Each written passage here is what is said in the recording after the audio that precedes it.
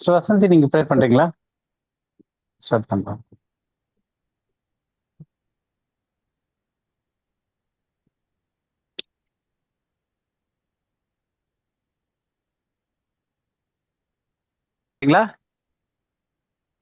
கார்த்திகை பண்றேன். நீங்க ப்ரே பண்ணுங்க. எங்களை அதிகமா நேசிக்கிறீங்க நல்ல தகப்பனே. பணி கொடுத்த இந்த நேரத்துக்காக உங்களுக்கு நன்றி செலுத்துகிறோம். ஆண்டவரே, ஒரு குடும்பமா எங்களை கூடி வர செய்து ஒவ்வொரு வாரம் ஆண்டவரே உங்களுடைய வார்த்தையை தியானிக்க நீங்க பாராட்டின கிருபிக்காக உங்களுக்கு நன்றி ஆண்டவரே. இந்த நரகம்ன்ற டாபிக் நாங்க இப்ப படிச்சு கொண்டு வரோம்ப்பா. இப்போ நிறைய புரியாத விஷயங்கள் ஆண்டவரே, தெரியாத காரியங்களை எங்களுக்கு நீ ஆழமாய் சொல்லிக் கொடுத்து வருது. அதற்காக உங்களுக்கு நன்றி. இதை நாங்க ஒவ்வொரு வாரமும் அதை கேட்டு அந்த ரெக்கார்டிங்ஸ் எல்லாம் எங்களுக்கு கொடுக்கறதுக்கு கேட்டு ஆண்டவரே, இந்த நகரம்ன்ற டாபிக் இல்லாம எல்லா இதுலயும் ஆண்டவரே நல்ல ஒரு ஞானத்தை எங்க எல்லாருக்கும் நீங்க தரும்படியாக ஜெபிக்கிறோம் ஆண்டவரே. அதே போல அந்த யூடியூப்லயும் போடுறத அநேகர் கேட்டு ஆண்டவரே, அப்பா இந்த பாடங்களை ஆண்டவரை கற்றுக்கொள்ள நீர் திருவை தரும்படியாக ஜெபிக்கிறோம். துதி கன மகிமை உமக்கே செலுத்துகிறோம். எங்கள் மீட்பரும் ரட்சகரும் இந்த ஆண்டவருமாக இயேசு கிறிஸ்து நாமத்தில் எடுக்கிறேன் ஜீவனம் நல்ல பிதாவே. ஆமென். ஆமென். நான் வாரம் வாரம் இது வரைக்கும் பார்த்ததுன்னு ஏன் அந்த ஒரு இது சொல்லிட்டு வரேன்னா, நமக்கு தெரியும் இது யூடியூப்லயும் போடுறதுனால சிலருக்கு வந்து அந்த ஏதாவது ஒரு வீடியோ எடுத்து பார்க்கும்போது இது என்ன கோர்வையில வருதுன்னு முன்ன பின்ன தெரியாத மாதிரி இருக்கும். ஸோ அதுக்காக தான் வந்து ஒரு சின்ன இன்ட்ரோ மாதிரி கொடுத்து எவ்ரி வீக் அந்த கண்டினியூட்டி எது வரைக்கும் நம்ம பார்த்துருக்கோம்னு சொல்லிட்டு நான் பார்த்துறேன். ஸோ அதே மாதிரி இந்த வாரமும் வந்து இது வரைக்கும் நம்ம பார்த்ததை வந்து ஒரு 2 minutesல சும்மா ஒரு ரீகேப் மாதிரி பார்த்துக்கலாம். முதல்ல ஆரம்பிக்கும் போது நம்ம இந்த நரகம் அப்படின்ற டாபிக் படிக்க ஆரம்பிக்கும் போது ஃபர்ஸ்ட் நம்ம டச் பண்ண பாயிண்ட் வந்து மரணம். மரணம்னா என்ன அப்படின்றத பார்த்தோம். அதுல வந்து மரிக்கும் போது ஆத்மா தான் மரிக்குது அப்படின்னு சொல்லி பார்த்தோம். ஆத்மா வந்து அழியும் தன்மையுடையது, ஆத்மா மரிக்கக்கூடியது. எல்லா ஆத்மாக்களும் மரிக்கும். பாவம் செய்கிற ஆத்மாவே சாகும். எல்லா ஆத்மாக்களும் பாவம் செய்து ஏகமா கெட்டு போயிருக்கு. அதனால எல்லா ஆத்மாக்களும் மரிக்குது அப்படின்னு சொல்லி பார்த்தோம். அப்ப மரணம்ன்றது ஆத்மாக்கு தான் அப்படின்றது. இது எதுக்காக பார்த்தோம் அப்படின்னா, நரகத்துக்கு எது போகுது, சரீரம் போகுதா, ஆத்மா போகுதா, ஆவி போகுதான்னு வர காரியங்களை புரிஞ்சுக்கிறதுக்காக முதல்ல அதை கிளியர் பண்ணோம். அதுக்கு அடுத்தது என்ன பார்த்தோம் அப்படின்னா, மனிதனுடைய இல்லாட்டி மனுக்குலத்தினுடைய உண்மையான பிரச்சனை என்ன அப்படின்றத படிச்சோம். மனுஷனுடைய உண்மையான பிரச்சனை என்ன அப்படின்னா பாவம். ஏன்னா அதுதான் ஆரிஜின்ல இருந்து ஆரம்பிச்சு வரக்கூடிய அந்த ஒரு விஷயமா இருக்கு. அந்த பாவம் தான் அது மனுஷனுடைய உண்மையான பிரச்சனை அப்படின்னு சொல்லி பார்த்தோம். அப்ப அந்த மனுஷனுடைய உண்மையான பிரச்சனையினால உருவான உண்மையான எதிரி யாரு அப்படின்னு சொல்லி, எது உண்மையான எதிரி அப்படின்னு பார்க்கும்போது நரகம் அப்படின்னு சொல்லி பார்த்தோம். ஆனா வேதாகமத்தின்படி அது நரகம் கிடையாது. ரிலிஜன்ல அது நரகம்னு சொல்றாங்க. பாவத்தின் சம்பளம் நரகம் மாதிரி சொல்றாங்க. ஏன்னா பாவம் செய்தவங்க நரகத்துக்கு போவாங்கன்னு. ஆனா வசனத்தின்படி பாவம் செய்த ஆத்மா சாகும் அப்படின்னு சொல்லியிருக்கு. பாவத்தின் விளைவு மரணம் அப்படின்னு சொல்லியிருக்கு. அப்ப உண்மையான எதிரி வந்து நரகம்ன்றது வந்து ஒரு மாய்மாலமா திருப்பப்பட்ட ஒரு விஷயமே தவிர, மதங்களால திருப்பப்பட்ட ஒரு விஷயமே தவிர, வேதாகம சத்தியத்தின்படி உண்மையான பிரச்சனை பாவம். அந்த பாவத்திற்கான உண்மையான எதிரி, அதனுடைய விளைவு மரணம் அப்படின்றதுதான் பார்த்தோம். அதே மாதிரி வசனமும் வேதாமத்துல இருந்து நம்ம எடுத்து பார்க்கும்போது இயேசு கிறிஸ்து வந்து எங்கேயுமே நான் வந்து நரகத்துல இருந்து மீட்க வந்தேன் அப்படின்னு சொல்லிட்டு ஒரு வசனம் கூட கிடையாது. மாறா என்ன வசனங்கள் நிறைய சொல்லுது அப்படின்னு சொல்லி பார்த்தோம்னா, இயேசு கிறிஸ்து வந்து நம்மள அழிவுல இருந்தும் மரணத்துல இருந்தும் மீட்டு ஜீவனை கொடுக்க வந்தார் அப்படின்னு சொல்லி மரணத்தையும் ஜீவனையும் தான் கான்ட்ராஸ்ட் பண்ணிட்டே வருதே தவிர பரலோகம் நரகம் அப்படின்ற மாதிரியான கான்ட்ராஸ்ட்ல வரல அப்படின்னு சொல்லிட்டு நிறைய பார்த்தோம். அதுக்கப்புறம் அந்த நரகம்ன்ற வார்த்தையினுடைய கொஞ்சம் உள்ளான ஸ்டடிக்கு போகும்போது அந்த வார்த்தையினுடைய எட்டமாலஜி என்னன்னு பார்த்தோம். அதாவது அந்த வார்த்தையினுடைய சொற்பிறப்பியல், அந்த வார்த்தை எங்க இருந்து ஆரம்பிக்குது, அந்த வார்த்தையினுடைய ஆரிஜின் என்னவா இருந்துச்சு, அது எப்படி டெவலப் ஆகி வருது அந்த நரகம்ன்ற வார்த்தை அப்படின்னு சொல்லிட்டு, இது எந்த மொழி குடும்பத்தை சேர்ந்த வார்த்தை அப்படின்றதெல்லாம் படிச்சு அதுக்கு என்ன அர்த்தம் அப்படின்னு சொல்லி பார்த்தோம். அப்ப அந்த நரகம் அப்படின்ற அந்த ஒரு மீனிங், அந்த வார்த்தையினுடைய உண்மையான அர்த்தம் எப்படி, அது என்னவா இருந்துச்சு, நாளடைவில் அது எப்படி மாற்றப்பட்டுச்சு அப்படின்னு சொல்லி பார்த்தோம். அந்த நரகம் அப்படின்ற வார்த்தையினுடைய உண்மையான அர்த்தம் வந்து மறைக்கப்பட்ட, பாதுகாத்து மூடப்பட்ட, அன்சீன், காண முடியாத அப்படின்ற அர்த்தத்துல எல்லாம் அந்த நரகம் அப்படின்ற வார்த்தையினுடைய ஒரிஜினல் அர்த்தம் இருக்கு அப்படின்னு சொல்லி பார்த்தோம்.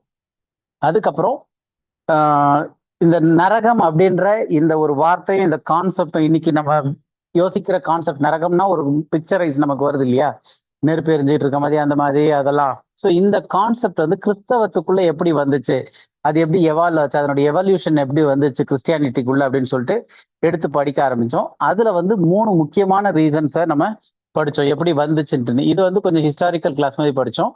ஒண்ணு வந்து மற்ற மதத்துல இருந்து வந்து வரக்கூடிய இன்ஃப்ளூயன்ஸ்னால அந்த தாக்கங்களால ஏற்பட்டது அப்படின்னு சொல்லிட்டு முக்கியமா வந்து பாபிலோனிய கிரேக்க தாக்கங்கள் நிறைய இருந்துச்சுன்னு சொல்லி பார்த்தோம். அதுலயும் வந்து பாபிலோனிய தாக்கம் வந்து இஸ்ரவேலர்கள் அங்க சிறையிருப்புக்கு போனதுக்கு அப்புறமா அந்த பாபிலோனிய மத கலாச்சாரம் அந்த தாக்கம் அவர்களுக்கு ஏற்பட்டு அதுக்கப்புறம் வந்த காரியங்கள்ல வேதாகமத்திலேயே புதிய ஏற்பாட்டுல நிறைய காரியங்கள் அவங்க மாத்தி மாத்தி வர சொல்லியிருக்காங்க. இயேசு கிறிஸ்து வந்து இந்த புதிய ஏற்பாட்டு காலகட்டங்கள்ல அவர் ஊழியர் செய்யும் போதும் நிறைய காரியங்களை எதிர்த்தது எல்லாமே முக்காவாசி அப்படி இருந்து வந்த காரியங்களை எதிர்த்தார் அப்படின்னு சொல்லிட்டு நிறைய விஷயங்கள்ல பார்த்தோம்.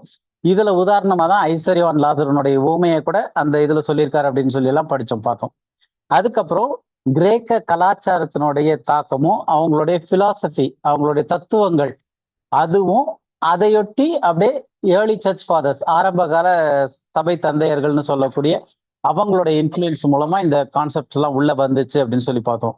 அப்ப அதுல வந்து முக்கியமா வந்து பிளேட்டோ அப்படின்றவருடைய தத்துவமான ஆத்மா அழிவில்லாதது இம்மார்டல் சோல் அப்படின்ற அந்த ஒரு தத்துவத்தை ஏற்றுக்கொண்டவங்க 2 பேர் இருந்தாங்க.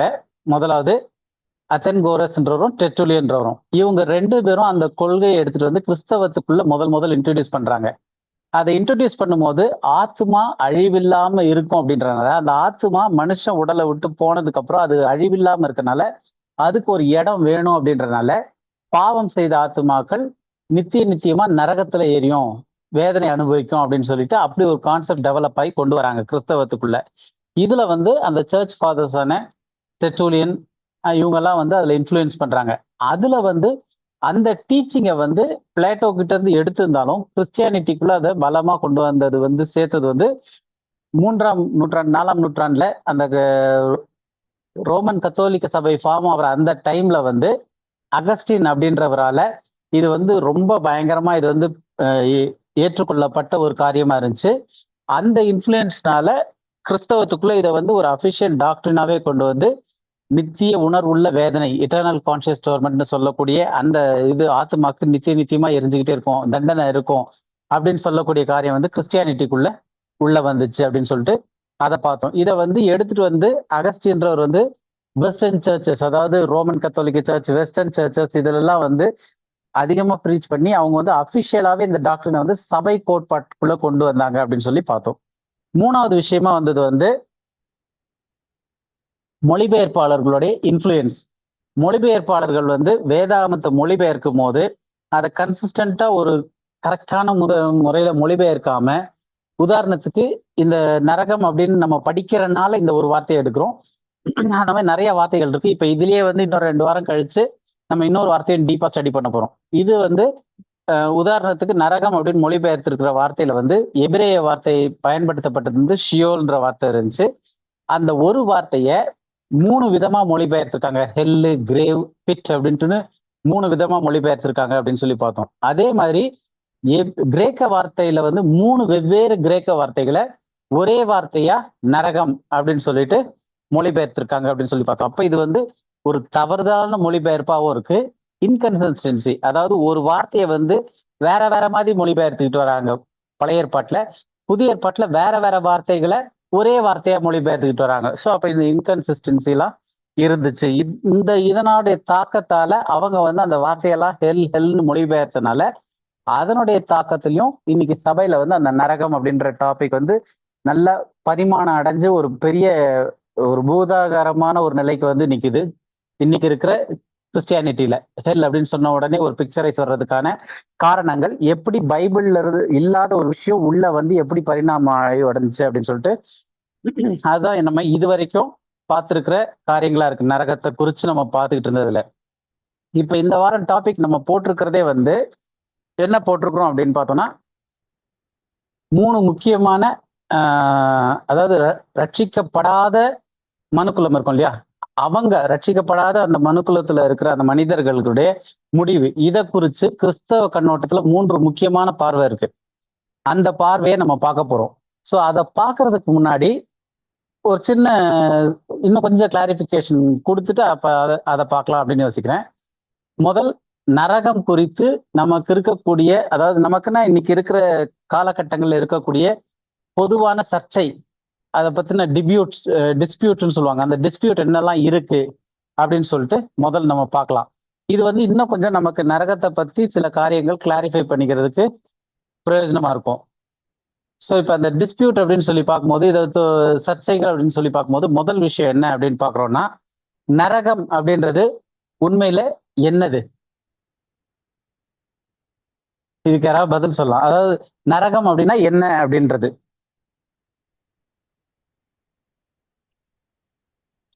பூமியில தீய செய்யறவங்களுக்கு தண்டனை கொடுக்குற இடம். தீமை செய்யறவங்களுக்கு தண்டனை கொடுக்குற இடம். வேற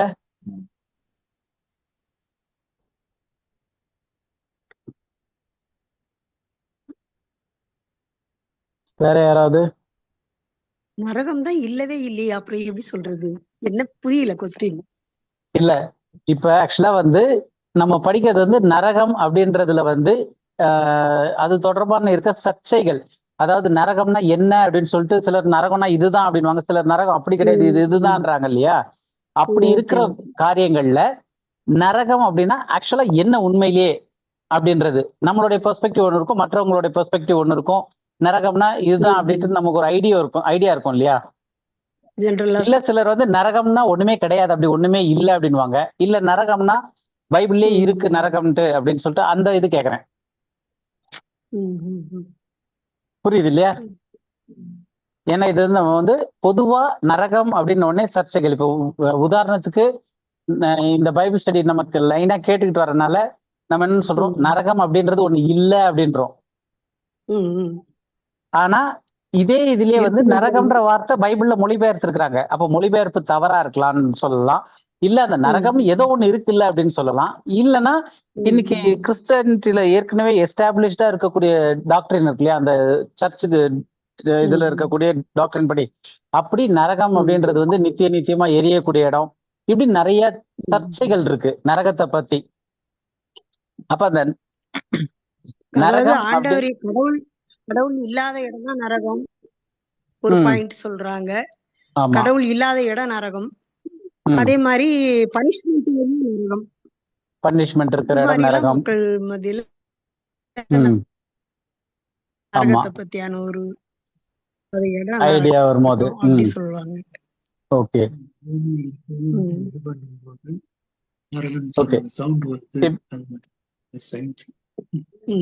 சித்தப்பா இது சொல்றாங்க இல்லையா? ஓகே, நரகம்ன்ற வார்த்தை வந்து அதனுடைய மூல மொழியில, அதாவது எபிரேயமா இருக்கட்டும் கிரேக்கமா இருக்கட்டும், அதனுடைய மூல மொழியில அதனுடைய பொருளினுடைய அடிப்படையில நரகம்னா என்ன அப்படின்றத ஜஸ்ட் நம்ம ஒரு இது பார்ப்போம். நரகம்னா என்ன அப்படின்னு சொல்லிட்டு வர்றதுல முதல் விஷயம் ஷியோல் அப்படின்றது எபிரேயத்துல. நரகம்ன்றது வந்து ஷியோலா? ஏன்னா மொழிபெயர்ப்பாளர்கள் வந்து இந்த ஷியோலையும் நரகம்னு மொழிபெயர்த்திருக்கிறாங்க. அப்ப நரகம் அப்படின்னு சொல்லும் போது அது ஷியோலா அப்படின்ற ஒரு கேள்வி வருது. அப்ப ஷியோல் அப்படின்றது வந்து மரித்தவர்களுடைய நிலை அப்படின்னு வேதாகமம் சொல்லுது. அது வந்து ஒரு நெருப்பு எரிஞ்சுக்கிட்டு இருக்க வேதனைப்படக்கூடிய ஒரு இடம் கிடையாது பைபிள் படி. ஏன்னா ஷியோல் அப்படின்ற வார்த்தையே வந்து அன்சீன், காணப்படாத பாதாளம் அப்படின்னு சொல்லி தமிழ்ல சில இடத்துல மொழிபெயர்த்திருக்காங்க. சில இடத்துல நரகம் அப்படின்னும் மொழிபெயர்த்திருக்காங்க அந்த வார்த்தையை. அப்ப இந்த பாதாளம்னு சொல்லக்கூடியதும் நரகம்னு சொல்லக்கூடிய அந்த ஷியோல் அப்படின்றத வந்து நரகம் அப்படின்ற வார்த்தையில மொழிபெயர்த்திருக்காங்க. அப்ப இது வந்து கேள்வி என்னன்னா, ஷியோல் அப்படின்றது நரகமா அப்படின்ற ஒரு கேள்வி வருது. அடுத்தது இதே இதுல வந்து ஹேடிஸ்னு ஒண்ணு இருக்கு. அப்ப அது வந்து கிரேக்க பதத்துல வந்து ஹேடிஸ் அப்படின்றது. அப்போ நரகம்ன்றது ஹேடிஸா அப்படின்னு சொல்லி கேட்டோம்னா, ஷியோல் வந்து நரகம் அப்படின்னா அப்ப ஹேடிஸும் நரகம். ஏன்னா ஷியோலுக்கு ஈக்குவலான அது நம்ம ஹேடிஸ் படிக்கும் போது இன்னும் டீட்டெயிலா படிப்போம். ஹேடிஸ் அப்படின்றதும் வந்து ஷியோல்ன்றதும் ஒரே இதுதான், லாங்குவேஜ் வேறப்படுது. இன்னும் கொஞ்சம் டீட்டெயில் மாறுது, அது ஹேடிஸ்க்கு எப்படி வருது அப்படின்னு சொல்லிட்டு. அப்ப இது வந்து ஷியோலுக்கு இணையாதான் இருக்கு. அதாவது மரித்தவர்களுடைய நிலையை தான் இதுவுமே குறிக்குது. அப்போ நரகம் அப்படின்னு சொல்லும் போது நம்ம இப்ப பைபிள் படிக்கும் போது எங்கெல்லாம் வந்து எபிரேயத்துல ஷியோல் அப்படின்ற வார்த்தை இருக்கோ அங்க நரகம்னு மொழிபெயர்த்திருக்காங்க. ஹெல்லுன்னு இருக்கு, பாதாளம்னு இருக்கு. அதே மாதிரி ஹேடிஸ் அப்படின்னு எங்கெல்லாம் மொழிபெயர்த்திருக்காங்க, அந்த வார்த்தையை எங்கெல்லாம் மொழிபெயர்த்திருக்காங்களோ அதையும் நரகம் அப்படின்னே தான் மொழிபெயர்த்திருக்காங்க. அப்ப நரகம் அப்படின்னு சொல்லும் போது அதை நம்ம ஷியோல்னு எடுத்துக்கிறதா ஹேடிஸ்னு எடுத்துக்கிறதா? சரி, இது ரெண்டும் கூட ஓரளவு சம்பந்தமான அர்த்தம் வருது. இன்னொரு வார்த்தை என்னன்னு பார்த்தோம்னா கெஹனா. அப்ப நரகம் அப்படின்றது வந்து கெஹனாவா அப்படின்னு சொல்லிட்டு ஒரு கேள்வி. ஏன்னா கெஹனா அப்படின்ற வார்த்தையும் நரகம்னே தான் மொழிபெயர்த்திருக்காங்க. இந்த கெஹனா அப்படின்னா என்னதுன்னா, ஆண்டவராகிய இயேசு கிறிஸ்து வந்து இதை வந்து எங்க பயன்படுத்துறாருன்னு பார்த்தோம் அப்படின்னா, ஹின்னோம் பள்ளத்தாக்கு அப்படின்ட்டு பழைய ஏற்பாட்டுல வரும், எரேமியால வரும் ஹின்னோம் பள்ளத்தாக்கு. அப்ப அந்த ஹின்னோம் பள்ளத்தாக்கு வந்து வேதாகமத்துல வந்து ஒரு நியாய தீர்ப்புக்கு ஒரு அடையாளமா சொல்லப்படுது. அப்ப அந்த நியாய தீர்ப்புக்கு அடையாளமா பயன்படுத்தப்படுற அந்த வார்த்தை வந்து எப்படி பயன்படுத்தப்பட்டிருக்குன்னா, யூதர்களுக்கு தீர்க்க தரிசன திட்டத்தின் கீழே அவங்களுக்கு வந்து ஒரு நியாய தீர்ப்பு கொடுக்கக்கூடிய ஒரு வார்த்தையா சொல்லப்பட்ட இடம் பேரு கெஹனா அப்படின்றது.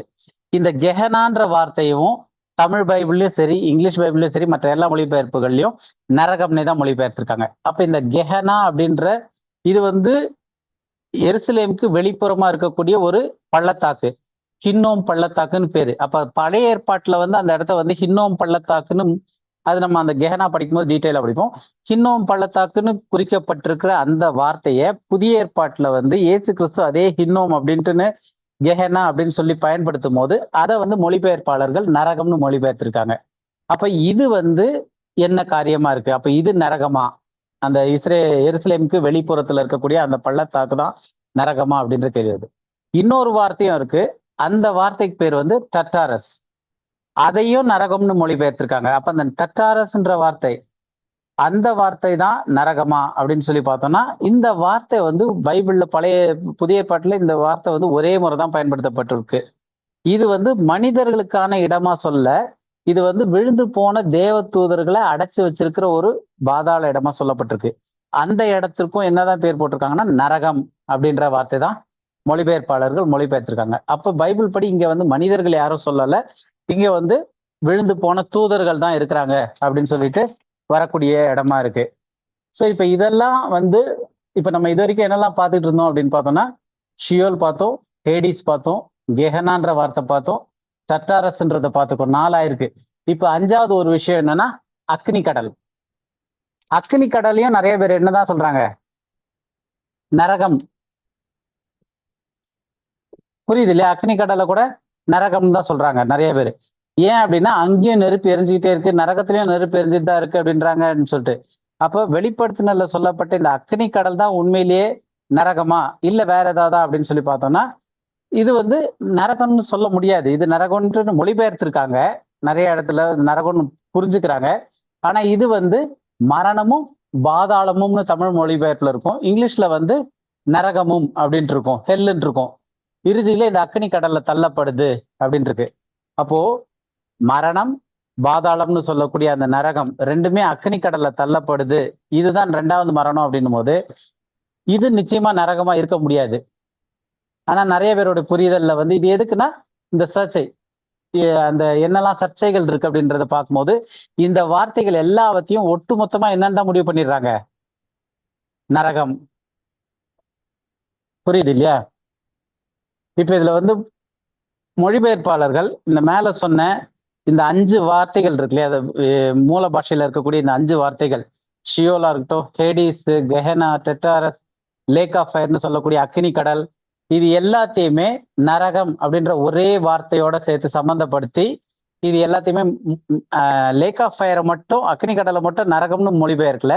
ஆனா கிறிஸ்தவர்கள் புரிந்து கொள்றது வந்து அதையுமே எப்படிதான் புரிஞ்சுக்கிறாங்க, நரகமா தான் புரிஞ்சுக்கிறாங்க.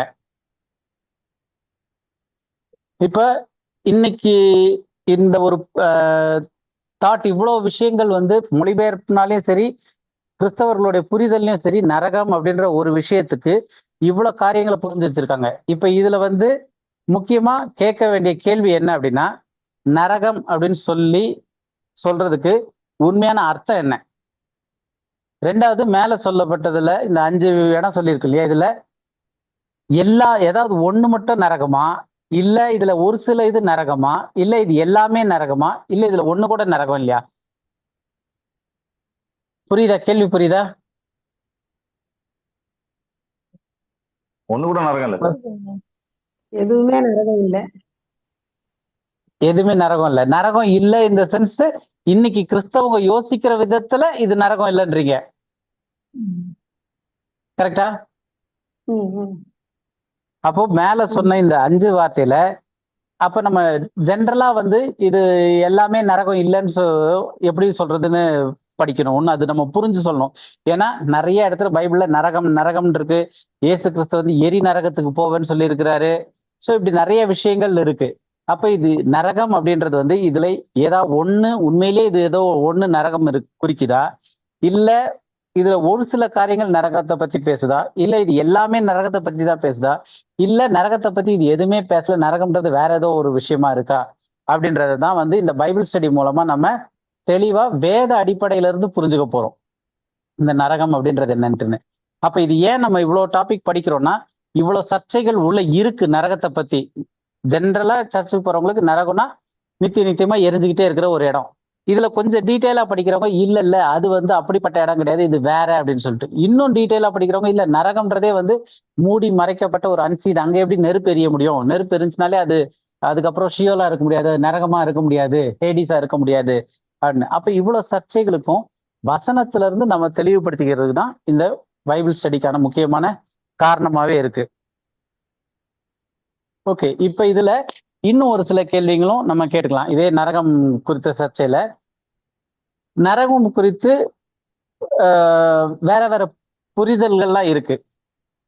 அதுல முதல் விஷயம் என்ன அப்படின்னு சொல்லி பார்த்தோம்னா, நரகம்ன்றது வந்து மரித்தவர்களின் இடமா, இல்லாட்டி தண்டனையின் இடமா, மரித்தவர்களுக்கு மரித்த பிறகு தண்டனை இடமா, இல்ல அது வந்து மரித்தவர்களுடைய நிலையா? உங்களுடைய புரிதல் என்னது? நிலை சார், மரித்தவர்களுடைய நிலை. வேற யாருக்காவது ஏதாவது ஆப்ஷன் மாற்று கருத்து இருக்கா? மரித்தவர்களின் நிலை. நிலைதான். ஓகே, இப்ப நம்ம கண்டினியூஸா படிச்சுட்டு வரனால உங்களுக்கு நல்லா தெரியுது, மரித்தவர்களின் நிலை தான் அது. மரித்தவர்களுடைய இடமோ இல்லாட்டி மரித்தவர்களுக்கான தண்டனையோ நரகம்ன்றது கிடையாது அப்படின்னு சொல்லிட்டு புரியுது. ஓகே, இப்ப மரித்தவர்கள் பொதுவான கருத்துல வந்து ஜென்ரலா கேட்டோம் அப்படின்னா மரித்தவர்களின் இடம்னு சொல்லுவாங்க, இல்லைன்னா மரித்தவர்களுக்கான தண்டனையின் இடம் தான் அதிகமான பேர் சொல்லக்கூடியது, மரித்தவர்களுடைய தண்டனையின் இடம்ட்டுன்னு. ரெண்டாவது கேள்வி நம்ம கேட்க வேண்டியது வந்து நரகம் எவ்வளவு காலத்துக்கு இருக்கும், நிலைத்திருக்கும் நரகம்ன்றது. அதாவது நரகம்ன்றது வந்து நித்தியமா என்றென்றைக்கும் இருக்கக்கூடியதா, அல்லது நரகம்ன்றது ஒரு குறிப்பிட்ட காலத்திற்கு மட்டும்தான் இருக்குமா?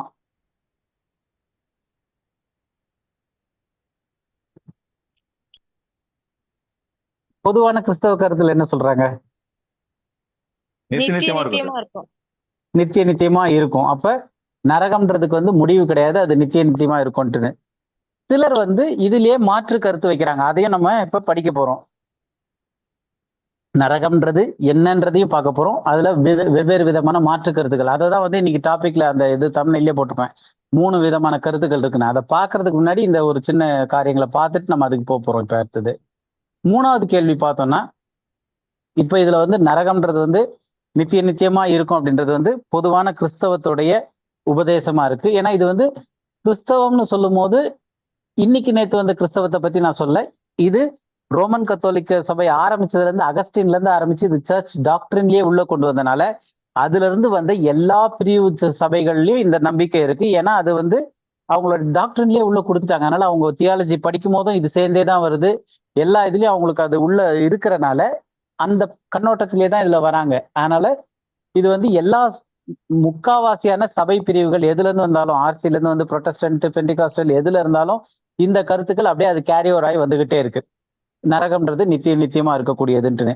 3வது முக்கியமான பார்க்க வேண்டிய கேள்வி என்னன்னா, நரகத்துல இருந்து மீண்டு வர முடியுமா முடியாதா அப்படின்றது.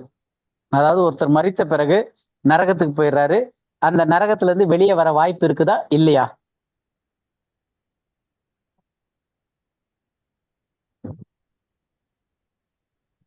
பொதுவான கருத்துலயே கேக்குறேன். கொஞ்ச நாள் மட்டும் இருப்பாங்க, அதுக்கப்புறம் வந்துருவாங்க. எங்க வந்துருவாங்க? மோட்சத்துக்கு வந்துருவாங்க. நரகத்துல இருந்தா நித்தியமா இருப்பாங்கன்றதுதான் வந்து பொதுவான கருத்து. அவங்க நித்தியமா அங்கதான் இருப்பாங்க, அவங்க தீமை செஞ்சு. ஓகே, கண்மணி சொல்றது ஆர்சில இருந்து வரக்கூடிய கருத்தா? ஆமாங்கண்ணா. ஆர்சில வந்து ஆக்சுவலா அது நரகம்ன்றதோட அவங்க வந்து உத்தரிக்கும் ஸ்தலம். உத்திரிக்க ஸ்தலம். உத்தரிக்க ஸ்தலம்ன்றது வந்து நரகத்து, அதுல இருந்து எல்லாரும் பரலோகத்துக்கு போக மாட்டாங்க. அவங்களுடைய தாட் படி அதுல வந்து அவங்களுக்கு ப்ரேயர்ஸ் எல்லாம் பண்ணி காணிக்கையெல்லாம் செலுத்தி எல்லாம் இதெல்லாம் பண்ணாங்கன்னா அங்க இருந்து அவங்க பரலோகத்துக்கு போகலாம், இல்ல நரகத்துக்கும் போகலாம். ஆக மொத்தம் நரகம் வந்து நித்தியமா இருக்குதுன்றதுதான் ரோமன் கத்தோலிக்க இதுல. அதுக்கு முன்னாடி ஸ்டேஜ்ல தான் வந்து அந்த உத்தரிக்கும் ஸ்தலம் அப்படின்னு சொல்லக்கூடிய அந்த ஒரு காரியத்தை சொல்றாங்க. மற்றபடி பொதுவா புரொட்டஸ்டன்ட் மற்ற பெண்டிகாஸ்ட் சர்ச்சஸ்ல எல்லாம் வந்து இப்ப இந்த உயிர் இருக்க வரைக்கும் தான் உனக்கு டைம், மறுச்சாச்சுன்னா நரகத்துக்கு போயாச்சுன்னா அதுல இருந்து மீண்டு வர முடியுமா? முடியாது. முடியாது. அப்ப அதுல இருந்து மீண்டு வர்றதுக்கான வாய்ப்பு கிடையாது அப்படின்றது பொதுவான டீச்சிங்கா இருக்கு. இப்ப இந்த 3 கேள்வி நம்ம பார்த்தோம் இல்லையா, இதுக்கு சரியான ஒரு பதில் வேதத்துல இருந்து, 2வது எப்படியெல்லாம் நம்ம அதை புரிஞ்சுக்கிறோம் அப்படின்றத வச்சுதான் வந்து இந்த நரகம்ன்ற டாபிக்கை வந்து நம்ம இன்னும் டீட்டெயிலா படிச்சுட்டு போறோம். அதான் வந்து இந்த பைபிள் ஸ்டடியினுடைய நோக்கமாகவும் இருக்கு. இப்ப இந்த நரகம் யாருக்குன்னு சொல்லப்படுது? யாருக்காக இந்த நரகம் இருக்கு, இல்ல யார் இந்த நரகத்துக்கு போவாங்க பொதுவான இதுல? பாவிகள், ரட்சிக்கப்படாதவர்கள். பாவிகள், ரட்சிக்கப்படாதவர்கள், ரட்சிக்கப்படாம மரிச்சவங்க. ஆண்டவரை விசுவாசிக்கல, ஏத்துக்கல. ஆமா பிரதர், நீங்க எதை சொன்னீங்க பிரதர்? ஆபிரகாம். ஆபிரகாமா? பிரதர் உங்க வாய்ஸ் பிரேக் ஆகுது பிரதர். என்ன கேள்வி பிரதர்? இல்ல நரகத்துக்கு யாரெல்லாம் போவாங்க அப்படின்னு சொல்லிட்டு, யாருக்காக நரகம் இருக்கு அப்படின்னு சொல்லிட்டு. out of the context. Okay okay okay right brother. எனக்கு ஓகே, அதனால யார் நரகத்துக்கு போவாங்க அப்படின்னும் போது ரட்சிக்கப்படாம மரித்தவர்கள், விசுவாசிக்காதவர்கள், இவங்கெல்லாம் வந்து நரகத்துக்கு போவாங்க அப்படின்ற பொதுவான கருத்து இருக்கு. இப்ப இந்த நரகத்துக்கு யாரெல்லாம் போவாங்க அப்படின்னு சொல்லி நம்ம பார்த்ததுல வந்து 3 முக்கியமான கருத்து இருக்கு. ரட்சிக்கப்படாம மரித்தவர்கள் வந்து நரகத்துக்கு போறாங்க அப்படின்னு சொல்லும் போது அவங்களுடைய முடிவு, ரட்சிக்கப்படாமல் இறந்தவங்களுடைய முடிவு குறித்து கிறிஸ்தவத்திலே, இது ஜென்ரலா வந்து பொதுவான கிறிஸ்தவத்திலே 3 முக்கியமான கண்ணோட்டங்கள், அதாவது பார்வைகள் இருக்கு. 3 முக்கியமான பார்வைகள் இருக்கு. அது என்ன அப்படின்றதான் நம்ம இப்ப பார்க்க போறோம். இதுதான் இன்னைக்கான மெயின் டாபிக்கே. ஸோ அந்த 3 முக்கியமான கண்ணோட்டம் அப்படின்னு சொல்லும் போது முதல் விஷயம் என்ன, முதல் பார்வை என்ன வைக்கிறாங்க அப்படின்னா, நரகம் அப்படின்றது வந்து நித்திய உணர்வுள்ள வேதனைக்கான இடம், அதாவது இட்டர்னல் கான்சியஸ் டோர்மெண்ட்னுவாங்க. அப்போ இந்த இட்டர்னல் இடிசின்னு சொல்லிட்டு, இசிடின்னு சொல்லிட்டு இட்டர்னல் கான்சியஸ் டோர்மெண்ட், அதாவது உணர்வோடு கூட நித்தியமா வேதனையில நெருப்புல எரிஞ்சுக்கிட்டு இருப்பாங்க. யாரு? ரட்சிக்கப்படாம ஆண்டவர் ஏத்துக்காம மரிக்கிற ஜனம். அதுல இருந்து மீண்டு வர முடியாது. அதுதான் அவங்களுடைய எண்ட் பாயிண்ட். அதுக்கு முடிவும் கிடையாது, அதுல இருந்து வெளியே வர்றதுக்கு வழியும் கிடையாது. அது வெறும் ஒன் வே, ஒரு கதவு தான். உள்ள போயாச்சுன்னா உள்ள போனதா வெளியே வர முடியாது. அதனால நரகம் அப்படின்றது வந்து திரும்ப வர முடியாத ஒரு இடம். அது வந்து நித்தியமா அங்க உணர்வோடு கூட வேதனையில அழுதுகிட்டு கத்திக்கிட்டு வேதனை கஷ்டப்பட்டுக்கிட்டு இருக்கக்கூடிய ஒரு இடம். இதுதான் வந்து முதல் கண்ணோட்டமா இருக்கு. மரித்தவர்கள், அதாவது ரட்சிக்கப்படாம மரித்தவர்களுடைய முதல் கண்ணோட்டம் கிறிஸ்தவத்துல, பொதுவான கிறிஸ்தவத்திலேயே இந்த 3 டைப் ஆஃப் ஐடியாலஜி திங்கிங் இருக்கு. 2வது என்ன அப்படின்னு பார்த்தோம்னா அனைலேஷன் அப்படின்னு சொல்லுவாங்க. நரகம் அப்படின்றது வந்து ஒரு அழிவு, அழிக்கிறது. அங்க போனா எல்லாரும் அழிஞ்சு முடிச்சிருவாங்க அப்படின்னு சொல்லிட்டு. இதை கேள்விப்பட்டிருக்கீங்களா? நரகம்ன்றது வந்து அனைலேஷன், அழிக்கப்படுற இடம்னு சொல்லிட்டு. வேதனையின் இடம் தான் கேள்விப்பட்டிருக்கோம். இது நித்தியமா வேதனையில தான் இருப்பாங்க அப்படின்னுட்டு. ஓகே, நித்தியமா வேதனையில இருப்பாங்கன்றது ஒரு பார்வை. 2வது பார்வை இது ஏன் வந்துச்சுன்னா நம்ம இப்ப அடுத்து அப்படியே படிக்க போறோம் இந்த இதுக்கான காரியங்கள் என்னன்ட்டுன்னு. ஸோ 2வது சில சபைகள் நம்பக்கூடிய காரியங்கள் என்ன, கிறிஸ்தவத்துல சில சபை பிரிவுகளே நம்பக்கூடிய காரியங்கள் என்னன்னா, நரகம் அப்படின்றது வந்து ஒரு அழிக்கப்படும் இடம். அது நித்தியமா போய்கிட்டே இருக்காது, உணர்வுள்ள வேதனையோடு கூட எரிஞ்சு போய்கிட்டே இருக்காது, முடிவில்லாம இருக்காது. நரகம் அப்படின்றது வந்து ஒரு முடிவுள்ள ஒரு இடம். அது வந்து ஒரு அழிக்கிற இடம் அது அப்படின்னு சொல்லிட்டு ஒரு பார்வை இருக்கு. இது வந்து கிறிஸ்தவத்துல ரட்சிக்கப்படாம மரித்தவர்களுடைய முடிவு குறித்து 2வது கண்ணோட்டமா இருக்கக்கூடிய ஒரு விஷயம். 3வது கண்ணோட்டம் என்ன அப்படின்னது, நரகம் அப்படின்றது வந்து மரணம். அதுதான் நரகம் அப்படின்னு சொல்லிட்டு மொழிபெயர்ப்பின் மூலமா பார்த்துட்டு, நரகம் அப்படின்றது வந்து மரணத்திலிருந்து மறிக்கிறதா நரகம். அந்த நரகம்ன்றது அனைவரும் மீட்கப்படுவார்கள். அதாவது எல்லாருமே அந்த நரகம்ன்ற பாயிண்ட்ல இருந்து மீட்டெடுக்கப்படுவாங்க அது வந்து என்றென்றைக்கும் எரிஞ்சுக்கிட்டே இருக்க போறது கிடையாது. அது வந்து மொத்தமா அழிக்கப்பட போற ஒரு விஷயமும் கிடையாது. எல்லாம் அதுல அழிஞ்சிருவாங்கன்றதும் கிடையாது. நரகம் அப்படின்றது வந்து மரணத்துல இருந்து எல்லாரையும் மீட்டெடுக்கிறது தான் வந்து அந்த ரட்சிக்கப்படாதவர்களுடைய முடிவை குறித்து சொல்லும் போது அவர்களும் மீட்கப்படுவார்கள் அப்படின்னு சொல்லிட்டு இது வந்து 3வது பார்வையா இருக்கு. புரியுது இல்லையா? 3 பார்வை என்னென்னட்டுன்னு. ஒண்ணு வந்து நித்தியமா எரிஞ்சுக்கிட்டே இருக்க போறாங்க ரட்சிக்கப்படாதவர்கள். அவங்களுக்கு அதுல முடிவே கிடையாது, வேதனையிலே தான் இருப்பாங்க. அது நம்ம இந்த 60 வருஷம் 70 வருஷம் 80 வருஷம் வாழ்ந்த வாழ்க்கையில ஆண்டவராகிய இயேசு கிறிஸ்துவை ஏற்றுக்கொள்ளாதப்ப அவங்களுக்கு வந்து தண்டனை வந்து நித்தியமா இருக்கக்கூடிய உணர்வுள்ள வேதனையான ஒரு இடம் அப்படின்ட்டு ஒரு டீச்சிங். அடுத்தது அது அப்படி கிடையாது, அனைலேஷன் அப்படின்னு சொல்லிட்டு, அதாவது அழிவு. நரகம் அப்படின்றது வந்து ஒரு இடம் இருக்கு, நெருப்பு எரிஞ்சுக்கிட்டு இருக்க இடம். ஆனா அந்த இடத்துல வந்து நித்தியமா வேதனையில எரிஞ்சுக்கிட்டே இருக்க போறதுல அதுல உள்ள போனோடனே டக்குன்னு எரிஞ்சு செத்து ஒண்ணும் இல்லாம அழிஞ்சு முடிச்சிட போறாங்க. அது வந்து கண்டினியூ ஆக போறது கிடையாது. அங்க எல்லாரும் அழிஞ்சு முடிஞ்சிடும், அவ்வளவுதான். நரகம்ன்றது முடிஞ்சிரும், ஒரு சின்ன டைம் பீரியட்ல அது முடிஞ்சிரும் அப்படின்னு சொல்லிட்டு ஒரு டீச்சிங் இருக்கு. 3வதா வந்து நரகம் அப்படின்றது வந்து பெருசா நெருப்பு எரிஞ்சு அப்படியெல்லாம் ஒரு இடம் கிடையாது. அது வந்து ஒரு மரணத்திற்கான ஒரு வார்த்தை தான். அதுல ரட்சிக்கப்படாம நரகம்னு சொல்லக்கூடிய அந்த மரண இதுல உள்ள போனாலும் அவங்களும் மீட்டெடுக்கப்படுவாங்க அப்படின்னு சொல்லிட்டு இது 3வது பார்வையா இருக்கு. இதுதான் முக்கியமா இருக்கக்கூடிய கிறிஸ்தவத்துல முக்கியமான 3 பார்வைகள். இப்ப இந்த 3 பார்வையும் நம்ம அனலைஸ் பண்ணி படிக்க போறோம். அதுதான் இந்த வாரமும் அடுத்த வாரமும் நடக்க போற விஷயம். இப்ப இதை எப்படி படிக்க போறோம் அப்படின்னா, இதை எப்படியெல்லாம் படிக்கலாம்னா, முதல் ஒரு விஷயம் பாரம்பரியத்தின்படி. அந்த பாரம்பரியம்னு சொல்லும் போது சர்ச் ட்ரெடிஷன், பாரம்பரியம் டாக்டரின், சர்ச்ல இருக்கக்கூடிய பாரம்பரிய ட்ரெடிஷன்ல இது இப்படிதான் சர்ச்ல இருக்கு, இதுதான் டாக்டரின், இதுதான் அப்படின்னு சொல்லிட்டு அந்த மாதிரி அப்ரோச் பண்ணி படிக்கிறது ஒண்ணு இருக்கு. அது வந்து நிறைய தியாலஜிக்கல் காலேஜஸ்ல அந்த அப்ரோச் தான் பண்ணுவாங்க. இதை மேக்சிமம் வந்து ட்ரெடிஷனலா எப்படி இந்த ஆரம்பிச்சிருந்துச்சு, இது வந்து சர்ச் டாக்டரின்ஸ்ல இருக்கிறது அப்படின்னு சொல்லிட்டு. 2வது எமோஷனலா, சில டைம்ல வந்து ஐயோ நித்தியமா நரகத்துல போட்டு எரிக்கிறதா, ஐயோ வேண்டாம் அப்படின்னு சொல்லிட்டு உடனே எரிச்சு முடிச்சிடலாம். ஐயோ இல்ல சிலரை காப்பாத்திடலாம், எதுக்காக இப்படி எரிச்சுக்கிட்டே இருக்கணும் அப்படின்னு சொல்லிட்டு எமோஷனலா படிக்கிறது ஒண்ணு இருக்கு. 3வது வந்து பிப்ளிக்கலா தியாலஜிக்கலா, அதாவது வேதத்தின்படி இறையியல் படி வசனத்துல தேவன் என்ன சொல்லியிருக்காரு அப்படின்றத வச்சு படிக்கிறது. அப்ப இந்த 3 காரியத்துல எது படிச்சா கரெக்டா இருக்கும்? நம்ம பேசிக்ல ஆப்வியஸா தெரியும், வேதாகமத்தின்படி இறையியல் ரீதியா நம்ம படிச்சாதான் கரெக்டா இருக்கும். அப்ப இதை வந்து எப்படி பார்க்க கூடாதுன்னா, நம்ம படிக்க போறோம், எமோஷனலா எப்படி இருக்கும், பாரம்பரியத்தின்படி எப்படி கொண்டு வந்தாங்கன்றதையும் பார்ப்போம். ஆனா அது எப்படி வேதத்தின்படி படிக்கிறது அப்படின்றதையும் சேர்த்து நம்ம அனலைஸ் பண்ண போறோம். இப்ப நம்ம ஒண்ணு ஒண்ணா பார்க்க ஆரம்பிக்கலாம். இது வரைக்கும் கிளியரா இருக்குல்ல அந்த 3 வியூ பார்த்தது? கிளியரா இருக்குண்ணா. ஓகே. இதுல முதல் விஷயம் நம்ம இப்ப ஃபர்ஸ்ட் பார்க்க போறது வந்து இட்டர்னல் கான்சியஸ் டோர்மெண்ட், உணர்வுடன் கூடிய நித்திய வேதனை. உணர்வுள்ள அந்த இதுல மரித்த பிறகு, ஏன்னா ஆத்மா அழியாது, உணர்வு இருக்க போது அந்த உணர்வோடு கூட அந்த வேதனையில நித்தியமா எரிஞ்சுக்கிட்டே இருக்க போறாங்க அப்படின்றதுதான் வந்து உணர்வுடன் கூடிய நித்திய வேதனைன்ட்டு. இதுக்கு இங்கிலீஷ்ல இட்டர்னல் கான்சியஸ் டோர்மெண்ட்ன்றாங்க, ஷார்ட்டா வந்து இசிடி அப்படின்றதையும் நிறைய இடத்துல சொல்லுவாங்க.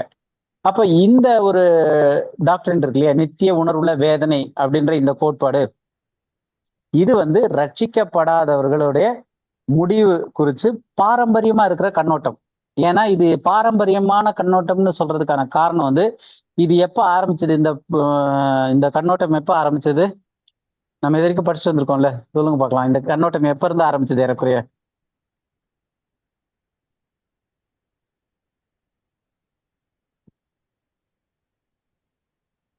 தெரியுதா? கொஸ்டின் புரியுதா? நித்திய உணர்வோடு கூட வேதனை, நரகத்துல நெருப்பு எரிஞ்சுக்கிட்டு இருக்கும், முடிவே இல்லாம எரிஞ்சுக்கிட்டே இருக்க போறாங்க அப்படின்னு சொல்ற அந்த டீச்சிங் இருக்கு இல்லையா, அந்த பாரம்பரியமான டீச்சிங், இந்த டீச்சிங் எப்ப ஆரம்பிச்சது? இவருடைய ஆஃப்டர் கிரைஸ்ட். ஆஃப்டர் கிரைஸ்ட் இல்ல, நம்ம சர்ச்சை பத்தி பேசிக்கிட்டு இருக்கோம். சர்ச்ல இன்னைக்கு இருக்கிற சர்ச்ல இருக்கிற போப்பு அண்ணா, போப்பு போப். ஓகே. இது வந்து ஆக்சுவலா இந்த அகஸ்டின்றவர் வந்து ரொம்ப இதை வந்து கொண்டு வந்த பிறகு ரோமன் கத்தோலிக்க சபை வந்து ஒரு கிரீட் மாதிரி போடுறாங்க, அதாவது சபை சட்டங்கள் அப்படின்னு சொல்லிட்டு. அப்ப அந்த சபை சட்டங்கள் எது விசுவாச அப்ப பிரமாணம்? ஆஹ் அந்த விசுவாச பிரமாணமே எங்க இருந்து வருதுன்னா அந்த கிரீட்ல இருந்து தான் வருது, அந்த நைசியன் கிரீட்ல இருந்து ஆஹ் ஆரம்பிச்சு வருது. சோ அப்ப அதுதான் வந்து இன்னைக்கு இருக்கிற எல்லா சபைகளுக்கும் ஒரு ஆரம்ப புள்ளியா இருக்கிறது வந்து 400 ஏடிகள்ல, இயேசு கிறிஸ்துவுக்கு அப்புறம் 400 வருஷங்களுக்கு அப்புறம் அது வந்து வரையறுக்கிறாங்க.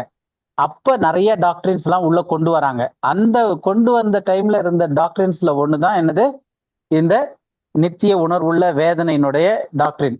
மரித்தவர்கள் வந்து ரட்சிக்கப்படாம மரித்தவர்கள் வந்து உணர்வோடு கூட நித்திய வேதனையில என்றென்றைக்கு இருப்பாங்க அப்படின்ற அந்த பார்வை வந்து அப்ப இருந்து ஆரம்பிச்சு வருது. அப்ப இந்த நித்திய உணர்வுள்ள வேதனையில முக்கியமான விஷயம் அவங்க என்னன்றாங்கன்னா, மரணத்துக்கு அப்புறம் நரகத்துல என்னென்னைக்கும் உயிரோட நெருப்புல எரிஞ்சுக்கிட்டே இருப்பாங்க அப்படின்றதுதான் அந்த டாக்டரினுடைய மொத்த டீச்சிங்கே. அடிப்படையில மனிதர்கள் வந்து மரித்த பிறகு அவங்க நேரா நரகத்துக்கு போவாங்க. ரட்சிக்கப்பட்டவர்களா இருந்தாங்கன்னா பரலோகத்துக்கு போயிடுவாங்க, ரட்சிக்கப்படாதவர்களா இருந்தாங்கன்னா நரகத்துக்கு போவாங்க.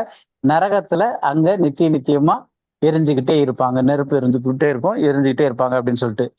ரெண்டாவது, இதுக்கு முடிவே கிடையாது, இது நித்திய காலமா தொடர்ந்துகிட்டே இருக்கும் அப்படின்றது. அப்ப இந்த ஒரு டீச்சிங்கை வந்து கெட்டவங்க வந்து நித்திய நித்தியமா இந்த உணர்வுள்ள வேதனையில இருப்பாங்க அப்படின்ற இந்த ஒரு டீச்சிங்கை வந்து யார் வந்து அதிகமா கொண்டு வந்தது அப்படின்னு பார்த்தோன்னா, அந்த பேரை மறக்கவே கூடாது, அகஸ்டின் அப்படின்றவர். அகஸ்டின் அப்படின்னு சொல்லக்கூடிய ஒரு சர்ச் ஃபாதர். அவர் இதை வந்து உள்ள கொண்டு வந்து இது வந்து இன்னைக்கு வரைக்கும் எஸ்டாப்ளிஷ் ஆகி வந்துகிட்டு இருக்க ஒரு டீச்சிங்கா இருக்கு. அப்ப இதை வந்து அதிகமா இதை பத்தி போதிச்சு இது பண்ணவர் வந்து அகஸ்டின் அப்படின்றவர். அவர் வந்து எதை இன்ஃப்ளூயன்ஸ் பண்ணாருன்னா, 2 டைப் ஆஃப் தியாலஜி இருக்கு. ஒன்னு வந்து ஈஸ்டர்ன் தியாலஜின்னு, இன்னொன்னு வெஸ்டர்ன் தியாலஜி. ஈஸ்டர்ன் தியாலஜிக்கு சொல்லும் போது ஈஸ்டர்ன் ஆர்த்தோடாக்ஸ் சர்ச்னுவாங்க. அதாவது ஆர்த்தோடாக்ஸ் ஈஸ்ட் சைட்ல இருக்கிற ஆர்த்தடாக்ஸ் சர்ச், அது வந்து எருசலேமை சுற்றி இருந்தது. சிரியா, இந்த சீஷர்கள்லாம் ஊழியம் பண்ணிக்கிட்டு இருந்த அந்த இடங்கள் இருக்கு இல்லையா, அந்த இடத்துக்கு வந்து ஈஸ்டர்ன் தியாலஜி இல்லாட்டி ஈஸ்டர்ன் ஆர்த்தடாக்ஸ் சர்ச்லாம் அங்கிருந்து தான் ஃபார்ம் ஆகி வந்துச்சு அப்படின்னு சொல்லுவாங்க. இன்னொன்று வெஸ்டர்ன் தியாலஜின்னு. வெஸ்டர்ன் தியாலஜி என்னன்னா, ரோமர்கள் வந்து ஆட்சி இது பண்ணிக்கிட்டு இருக்கும்போது அங்க ஸ்ப்ரெட் ஆகி அது வந்து லத்தீன் மொழிக்கு மாறி அங்கிருந்து இத்தாலி வழியா வெஸ்டர்ன் கண்ட்ரீஸ்க்கு மாறி அதுல இருந்து தான் இன்னைக்கு இந்தியால வந்த டீச்சிங் வந்து அதிகபட்சம் வந்து ஈஸ்டர்ன் தியாலஜில இருந்து வரல, வெஸ்டர்ன் தியாலஜில இருந்து வந்துச்சு. மேற்கத்திய நாடுகள்லாம் உள்ள வரும்போது தான் நமக்கு இந்த ஒரு கிறிஸ்டியானிட்டியை மறுபடியும் உள்ள இந்தியாவுக்குள்ள எல்லாம் கொண்டு வந்தது. அப்ப நமக்கு பொதுவா அதிகமான அளவுல பரவி இருக்கிறது வந்து வெஸ்டர்ன் தியாலஜி. அப்ப இந்த வெஸ்டர்ன் தியாலஜின்னு சொல்லக்கூடிய அந்த சைட் ஆஃப் இது இருக்கு இல்லையா, அதனுடைய இறையியல் அமைப்பை வந்து நிர்ணயிச்சு அதுக்கு வந்து எல்லா காரியத்தை செஞ்சவர் வந்து இந்த அகஸ்டின்றவர். ஸோ அவருடைய கோட்பாட்டை ஏற்றுக்கொண்ட சபைகள் தான் ரோமன் கத்தோலிக்க சபையா உருவாகி அந்த இதுல இருந்து வந்ததுதான். அதுதான் வந்து உலகம் ஃபுல்லா பரவி யூனிவர்சல் சர்ச்ன்னு சொல்லி அதுதான் வந்துகிட்டு இருக்கு. அப்ப அந்த சபை பிரிவுல இருந்து வந்ததுதான் இன்னைக்கு இருக்கிற முக்காவாசியான சபைகளா இருக்கிறதுனால அவ்வளவு சபைகள்லயும் இந்த அகஸ்டினுடைய கோட்பாடுகள் உள்ள இருக்கு. ஏன்னா அதுக்கப்புறம் வந்து இந்த ஆரம்ப காலத்துக்கு அப்புறம் வந்ததுல வந்து கத்தோலிக்க சர்ச் இருந்துச்சு, புரொட்டஸ்டன்ட் திருச்சபைகள் இருந்துச்சு. இவங்க எல்லாருமே வந்து இந்த அகஸ்டினுடைய இந்த நித்தியமா எரியக்கூடிய இந்த வேதனையினுடைய கோட்பாடை வந்து அவங்களுடைய சர்ச்சோடைய அதிகாரப்பூர்வமான கோட்பாடை ஏற்றுக்கொண்டாங்க. ஆத்மா மரிக்காது அப்படின்னு சொல்லிட்டு, இப்ப இந்த ஆத்மா மரிக்கிறது இல்லை அப்படின்றது வந்து அங்கிருந்து வந்து ஆத்மா மரிக்காது அப்படின்னும் போது அப்ப அது வந்து சரீரம் மரிக்கக்கூடியது, ஆத்மா மரிக்காது அப்படின்ற டீச்சிங்க்கு வந்தாங்க. அப்ப சரீரம் மரித்த பிறகு ஆத்மா என்ன ஆகும்? அதுக்கு மரணம் கிடையாது. அப்ப அதுக்கு ஏதாவது ஒரு இடம் வேணும். அப்போ அந்த இடத்துக்கு தான் அது வந்து நல்லவங்களா அந்த பரலோகத்துக்கும் அல்லது நரகத்துக்கும் என்னன்னைக்கும் உயிரோடையே இருக்கும் அப்படின்ற டீச்சிங் வந்து அங்க இருந்து ஆரம்பிச்சு உள்ள வருது. அப்ப அழிவில்லாத ஆத்மா அப்படின்ற கருத்து வந்து ஃபர்ஸ்ட் திங் வேதாகமத்துல இருந்து வரல. ஏன் வேதாகமத்துல இருந்து வரல அப்படின்னு சொல்றோம் அப்படின்னா, வேதாகமத்துல வந்து ஆத்மா மரிக்கும் அப்படின்னு சொல்லிட்டு பல வசனங்கள் இருக்கு. ஆத்மா மரிக்காதுன்ட்டு ஒரு வசனம் கூட கிடையாது வேதாகமத்துல. ஆத்மா மரிப்பதில்லை அப்படின்னு சொல்லிட்டு வேதாகமத்துல ஒரு வசனம் கூட கிடையாது. ஆத்மா மரிக்கும் அப்படின்னு சொல்லிட்டு நிறைய வசனங்கள் இருக்கு. ஆனா ஆத்மா மரிக்காது அப்படின்ற உபதேசம் வந்து வேதாகமத்துல இல்லாம இருந்து உள்ள கொண்டு வந்திருக்காங்க. ரெண்டாவது, வேதாகமத்துல வந்து வேதத்தின்படி மரிக்காம இருக்கக்கூடியது யாரு? மரணமே இல்லாதவர் யாரு? தேவன். தேவன். ஏன்னா அவர் மட்டுமே தான், தேவன் மட்டும்தான் அழிவில்லாதவர் அப்படின்னு சொல்லிட்டு பைபிள் சொல்லுது. ஒரு வசனம் படிக்கலாம். 1 தீமோத்தேயு 6:16. 1 தீமோத்தேயு 6:16. ஒருவராய் சாவாமை உள்ளவரும் சேரக்கூடாத ஒளியில் வாசம் பண்ணுகிறவரும் மனுஷரில் ஒருவரும் கண்டிராதவரும் காணக்கூடாதவருமாய் இருக்கிறவர், அவருக்கே கனமும் நித்திய வல்லமையும் உண்டாயிருப்பதாக. ஆமென். ஓகே. இப்ப இதுல வந்து ஒருவராய் சாவாமை உள்ளவர் அப்படின்ட்டு இருக்கு. இங்கிலீஷ்ல வந்து who only hath immortality, அழியாமைன்றது அவருக்கு மட்டும்தான் உரியது அப்படின்ட்டு இருக்கு வசனம். ஒருவராய் சாகாமை உள்ளவரும் அப்படின்ட்டு இருக்கு. இப்ப இந்த ஒருவராய் சாகாமை உள்ளவர்ன்றது யாரு? தேவன். பிதாவாகிய தேவன். பிதாவாகிய தேவன். பிதாவாகிய தேவன். ஏன் அப்படின்னா அவர் மட்டும்தான் சாகும் தன்மையே கிடையாது அவருக்கு. ஒருவராய் சாகாமை உள்ளவர். புரியுதா? நம்ம இன்னொரு டாபிக் போலாம், ஆனா அது இப்ப அவசியம் இல்லை. சும்மா ஒரு கேள்வி மட்டும் கேட்கிறேன். இயேசு கிறிஸ்துக்கு இது பொருந்துமா? பொருந்தாது சார். பொருந்தாது. ஏன்னா அவர் சாகாமை உள்ளவரா இருந்தாருன்னா நமக்கு ரட்சிப்பே கிடையாது. புரியுது இல்லையா? அவர் மரித்து உயிர் தெழுந்ததுனாலதான் நமக்கு ரட்சிப்பு. அதுதான் மீட்பின் திட்டமே. ஆனா இங்க பிதாவாகிய தேவன் ஒருவராய் சாகாமை உள்ளவர் அப்படின்னு சொல்லிட்டு அவரை தவிர வேற யாரும் கிடையாதுன்னு சொல்லியாச்சு. அப்ப ஒருவராய் சாகாமை உள்ளவர் யாரு? பிதாவாகிய தேவன். அப்ப இந்த கிறிஸ்தவத்துல வந்து ஆத்துமா அழிவே இல்லாதது, ஆத்துமா அழியவே அழியாதுன்றாங்களே. இங்க வசனத்துல யார் ஒருத்தர் மட்டும்தான் அழியாம இருக்கிறது யாரு? அழிவில்லாதவர் பிதாவாகிய தேவன் மட்டும்தான். சாகாமை உள்ளவரும் சேரக்கூடாதவர்களில் வாசமா இருக்கிறவரும்னு சொல்லிட்டு ஒருவரும் கண்டிராதவரும். அப்ப இந்த கான்டெக்ட் ஃபுல்லாவே பிதாவாகிய தேவனை குறிக்குது. அவர் மட்டும்தான் சாகாமை உள்ளவர், அழிவில்லாதவர். மீதி எல்லாரும் அழிவோடு கூட இருக்கக்கூடியவங்க தான். அப்போ அழிவுள்ள ஆத்மாக்களா தான் நம்ம சிருஷ்டிக்கப்பட்டிருக்கோம். அழிவில்லாத ஆத்மாவா நம்ம சிருஷ்டிக்கப்படலை. அப்ப அழிவுள்ள ஆத்மான்ற கருத்து வந்து அப்ப எங்க இருந்து வந்துச்சு அப்படின்னு சொல்லி பார்த்தோம்னா, இந்த அழிவில்லாத ஆத்மான்றது வந்து கிரேக்க தத்துவத்திலிருந்து மட்டுமே கிறிஸ்தவத்துக்குள்ள வந்தது.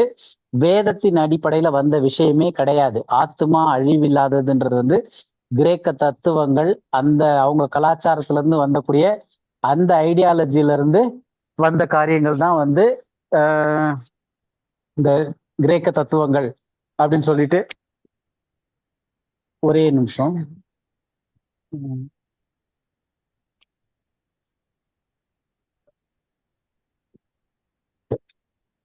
நம்ம பார்த்துட்டு இருந்தது அழிவில்லாத ஆத்மா அப்படின்ற கருத்து வந்து கிரேக்க தத்துவத்துல இருந்து தான் வந்துச்சு அப்படின்னு சொல்லி பார்த்தோம். அப்போ இந்த கிரேக்கத்துல இருந்து உள்ள வந்த இந்த ஒரு தத்துவம் இருக்கு இல்லையா, அதாவது ஆத்மா அழிவில்லாம இருக்கும் அப்படின்னு சொல்லிட்டு. அப்ப இந்த தத்துவத்தினுடைய விளைவா, இதனுடைய விளைவா வந்து நித்திய உணர்வுள்ள வேதனை அப்படின்ற கருத்து வந்து கிறிஸ்தவத்துல ரொம்ப பரவலா பிரபலமாவும் இருந்துச்சு, பரவலாவும் இருந்துச்சு. அப்படி ஒரு பாரம்பரிய கருத்தா இது வந்து டெவலப் ஆகி வந்துச்சு. ஸ்டார்டிங்ல இது வந்து எதிர்ப்பெல்லாம் நிறைய இருந்துச்சு. இது அப்படி இந்த மாதிரி வசனத்துல கிடையாது அப்படின்னு சொல்லிட்டு நிறைய எதிர்ப்புகளா இருந்துச்சு. ஆனா 400 ஏடிகளுக்கு அப்புறம் அந்த சபை கவுன்சில் ஃபார்ம் ஆனதுக்கு அப்புறம் வந்து இதை வந்து எந்த ஒரு எதிர்ப்புமே இல்லாம இது வந்து பரவலா இருக்கக்கூடிய எல்லா சபைகள், அப்போ உருவாக்கப்பட்ட சபைகள் எல்லாமே வந்து இந்த ஒரு டீச்சிங்கை வந்து ஒரு நார்மலா ஒரு பாப்புலரான டீச்சிங்கா எடுத்துக்கிச்சு. அதனுடைய விளைவா இன்னைக்கு பாரம்பரியத்தினுடைய கருத்தாவே என்ன அப்படின்னு சொன்னா இந்த நரகம் அப்படின்ற டாபிக் வந்துருச்சு. இந்த நரகம் நித்திய உணர்வுள்ள வேதனை அப்படின்ற இந்த கருத்து வந்து உருவாகி வந்துச்சு. இப்ப இந்த நித்திய உணர்வுள்ள வேதனை அப்படின்ற கருத்து வந்து ஏதோ தற்செயலா வந்தது கிடையாது. அப்ப இந்த கருத்து வர்றதுக்கான காரணம் என்னவா இருந்துச்சு? ஆத்துமா அழியாது அப்படின்ற ஒரு கருத்துனாலதான் இதுவே வந்திருக்கு. புரியுது இல்லையா? இப்ப விளைவு என்னன்னு பார்த்தோம்னா அதுக்கான ரூட் காஸ் என்னன்னு பார்க்கணும். எதுக்காக இந்த விளைவு வந்துச்சு அப்படின்னு சொல்லிட்டு. அப்ப நித்திய உணர்வுள்ள வேதனை அப்படின்ற கருத்து உள்ள இந்த கிறிஸ்தவத்துல வந்து பாரம்பரியமா வந்துருக்குன்னா இது எதுக்காக வந்துச்சு, ஏன், இதனுடைய அடிப்படை என்ன அப்படின்னு சொல்லி பார்த்தோம்னா ஆத்துமா அழியாதது, ஆத்துமாக்கு அழிவு கிடையாது அப்படின்ற டீச்சிங் வந்தனால, அப்போ அழிவில்லாத ஆத்துமா எப்படி இருக்கும்? பாவம் செஞ்ச ஆத்துமா என்ன செய்ய முடியும்? அழிவில்ல, ஆத்துமாக்கு அழிவு கிடையாதுன்னு கொண்டு வந்துட்டாங்க. அப்ப அதுக்கு வந்து தண்டனை வேணும். அப்ப அது வந்து முடியிற மாதிரி இருக்க முடியாது. முடியுதுன்னா ஆத்மா அழிஞ்சிருமே. அப்ப ஆத்மாக்கு அழிவே இல்லை அப்படின்றனாலதான் தண்டனையவும் நிச்சயமா கொண்டு வர மாதிரி கொண்டு வந்திருக்காங்க. புரியுது இல்லையா? புரியுது தம்பி, புரியுதா? புரியுது. புரியுது.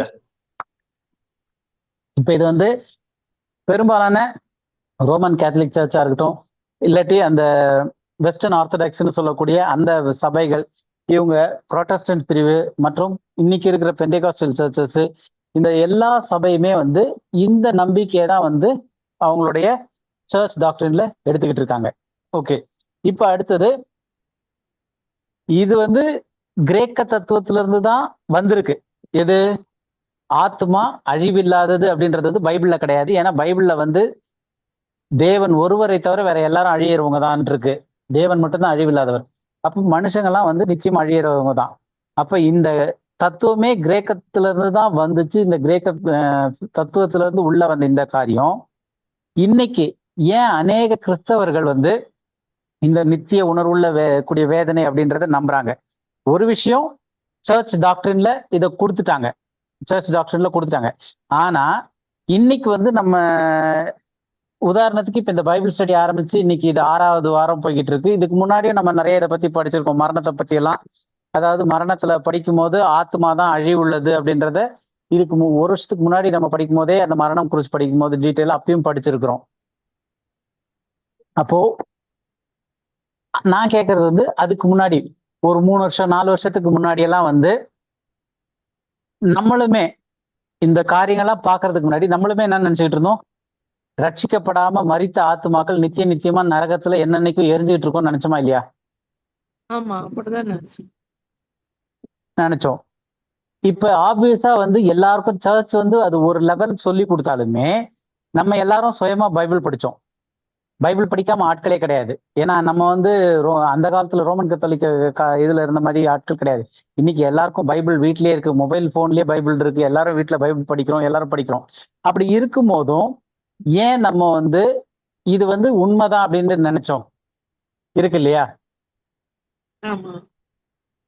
இல்ல யாராவது ஆரம்பத்துல இருந்தே இதுக்கு ஒரு மாற்று கருத்துல நினைச்சுக்கிட்டு இருந்தீங்களா? இல்ல, மாற்று கருத்துல நினைக்கல. ஏன்னா இப்படி சின்னதுல இருந்தே இந்த சண்டே ஸ்கூல்ல சொல்லி கொடுத்ததுனால எங்களுக்கு இதை ரெப்யூட் பண்றதுக்கு கூட இப்படி இப்படி நினைச்சு பார்க்கறது கூட தோணலை எனக்குலாம். பைபிள் படிச்சிருந்தாலும் இப்படி அந்த இப்படி டிஃப்ரெண்டா திங்க் பண்ண கூட எனக்கு தோணலை. இப்ப இங்க வந்து இந்த டாபிக்லாம் இந்த ரைட் டிவிஷன் வந்த பிறகுதான் நிறைய காரியங்கள் எனக்கு புதுசா இருக்கு. அப்போ இந்த இது வந்து எல்லாருக்குமே ஏறக்குறைய இந்த ஒரு நீங்க இப்ப சொன்ன தாட் தான் எல்லாருக்குமே இருந்திருக்கும், என் உட்பட எல்லாருக்குமே வந்து, அதாவது பாவம் செஞ்ச ஆத்மா அது வந்து நித்தியமா நரகத்துல வேதனையில இருக்கும், அதுக்கு முடிவே கிடையாது அப்படின்றது. அப்ப இதுக்கு வந்து நம்ம எந்த கிரேக்க தத்துவத்தையும் கேட்டு நம்ம இது பண்ணல. நம்ம கேட்டது சர்ச்ல இருந்தது, அது போக பைபிள் வாசிக்கிறது. அப்ப இது எல்லாம் கிரேக்க தத்துவத்துல இருந்து இது எல்லாமே வந்திருந்தாலும் இதை நம்புறதுக்கு இண்டிவிஜுவலா நம்ம ஒவ்வொருத்தரும் வந்து இதுக்கு நம்புறதுக்கு காரணம் என்ன அப்படின்றத பார்க்கலாம். ஏன்னா இது வந்து ஜென்ரலா நம்ம ஓகே வெறும் கிரேக்க தத்துவத்துல தான் இருந்துச்சு அதனாலதான் இவ்வளவு கிறிஸ்தவங்க நம்புறாங்க அப்படின்னு சொல்லிட முடியாது. இப்ப நம்ம பாக்குறது வந்து ஜென்ரலா வியூஸ் மட்டும் தான் பாக்குறோம். ஒவ்வொன்றிலயும் இருக்கக்கூடிய கரெக்டானது என்ன தப்பானது என்ன அப்படின்றதெல்லாம் வர்ற வாரங்கள்ல பார்ப்போம். இன்னைக்கு பொதுவா இந்த நித்திய உணர்வுள்ள வேதனை அப்படின்ற ஒரு டீச்சிங், நரகத்துல என்னன்னைக்கும் எரிஞ்சுக்கிட்டே இருக்க போறாங்க, வேதனையோடு கூட நித்தியமா இருப்பாங்க அப்படின்ற இந்த தாட்டு எப்படி வந்துச்சுன்னு பார்த்தோம். அதுல வந்து கிரேக்க தத்துவத்துல இருந்து உள்ள வந்து ஆத்மா அழிவில்லாததுன்னு ஒரு விஷயத்த பைபிள்ல இல்லாத ஒரு விஷயத்த உள்ள கொண்டு வந்தனால அதனுடைய விளைவா அந்த ஆத்மாக்கு என்ன பண்றது அப்படின்றதுக்காக நித்தியமா நரகத்தையும் வேதனையும் உண்டாக்கிட்டாங்க. அது உள்ள வந்துச்சுன்னு. இப்ப இது உள்ள வந்த பிறகு அதுக்கு மேலும் வலு சேர்க்கிறதுக்கு இப்ப இன்னைக்கு நம்ம பார்த்து 99% பேர் ஏன் அதை நம்புறாங்கன்னா முக்கியமான சில காரியங்கள் இருக்கு, அதை பார்ப்போம். என்னன்னா வேதாகமத்துல இருக்கக்கூடிய வார்த்தைகளான நித்தியம், சகலம், என்றென்றைக்கும் அப்படின்ற வார்த்தைகளா இருக்கு இல்லையா? இந்த வார்த்தைகள்லாம் வந்து என்ன தாட் கொடுக்குதுன்னா நித்திய உணர்வோடு கூட அந்த வேதனைய நம்புறதுக்கு மிக முக்கியமான காரணமா இருக்கு. ஏன்னா பைபிள்லயே இருக்கக்கூடிய வார்த்தைகள், வேதாகமத்துல உள்ள வார்த்தைகள்ல இந்த வார்த்தைகள்லாம் உள்ளடங்கி இருக்கு. நித்திய நித்தியமா அப்படின்றது, சதா காலங்களிலும், என்றென்றைக்கும் அப்படின்னு சொல்லிட்டு. அதுல ஒரு சில உதாரண வசனங்களை நம்ம படிக்கலாம்.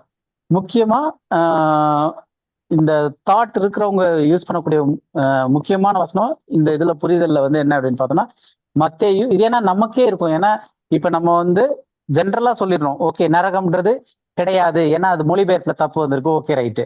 ஆனா சில வசனங்கள்லாம் நமக்கே வந்து நெருடலா இருக்கும். எப்படா இதுவும் சொல்றாங்க ஆனா வசனம் இப்படியே இருக்கு அப்படின்ட்டு இருக்கும். அப்ப அதெல்லாமே நம்ம கிளியர் பண்ணாதான் தெளிவான ஒரு விளக்கம் நமக்கு ஃபர்ஸ்ட் கன்வின்சிங்கா புரியும். வேதத்துல இருந்து படிச்சிருக்கிறது, நான் விசுவாசிக்கிறது உண்மை, வேதத்தின் அடிப்படையிலானது அப்படின்னு சொல்லி பார்க்கணும். அப்படின்னா முதல் எல்லா விஷயத்தையும் நம்ம தெளிவுபடுத்திக்கணும். அப்பதான் இது வந்து கரெக்டா புரியும். இல்லைன்னா வந்து ஓகே சொல்றாங்க ரைட் ஓகே அப்படின்ற மாதிரி இருக்குமே தவிர நமக்கான புரிதல்ல அது வராது. அதனால முதல் நம்ம என்னெல்லாம் தாட் இருக்கு, எதுக்காக இவங்க இதை நம்புறாங்க, நம்மளே எதுக்கு இதை நம்பிக்கிட்டு இருந்தோம் இதுக்கு முன்னாடி அப்படின்றது நமக்கு புரியணும். அதுக்காக தான் இதெல்லாம் படிக்கிறோம். மத்தேயுல 25வது அதிகாரத்துல 46வது வசனம். மத்தேயு 25ல 46.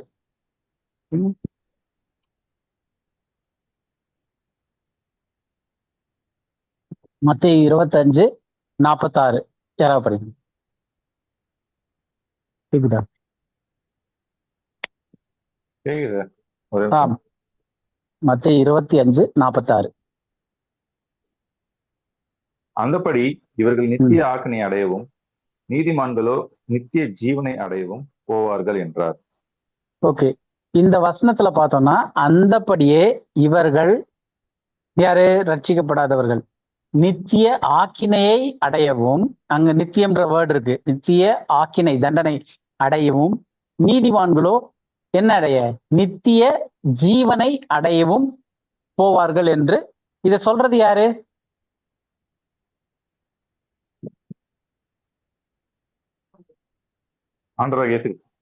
ஆண்டவராக இயேசு கிறிஸ்து சொன்ன வார்த்தைகள் இது.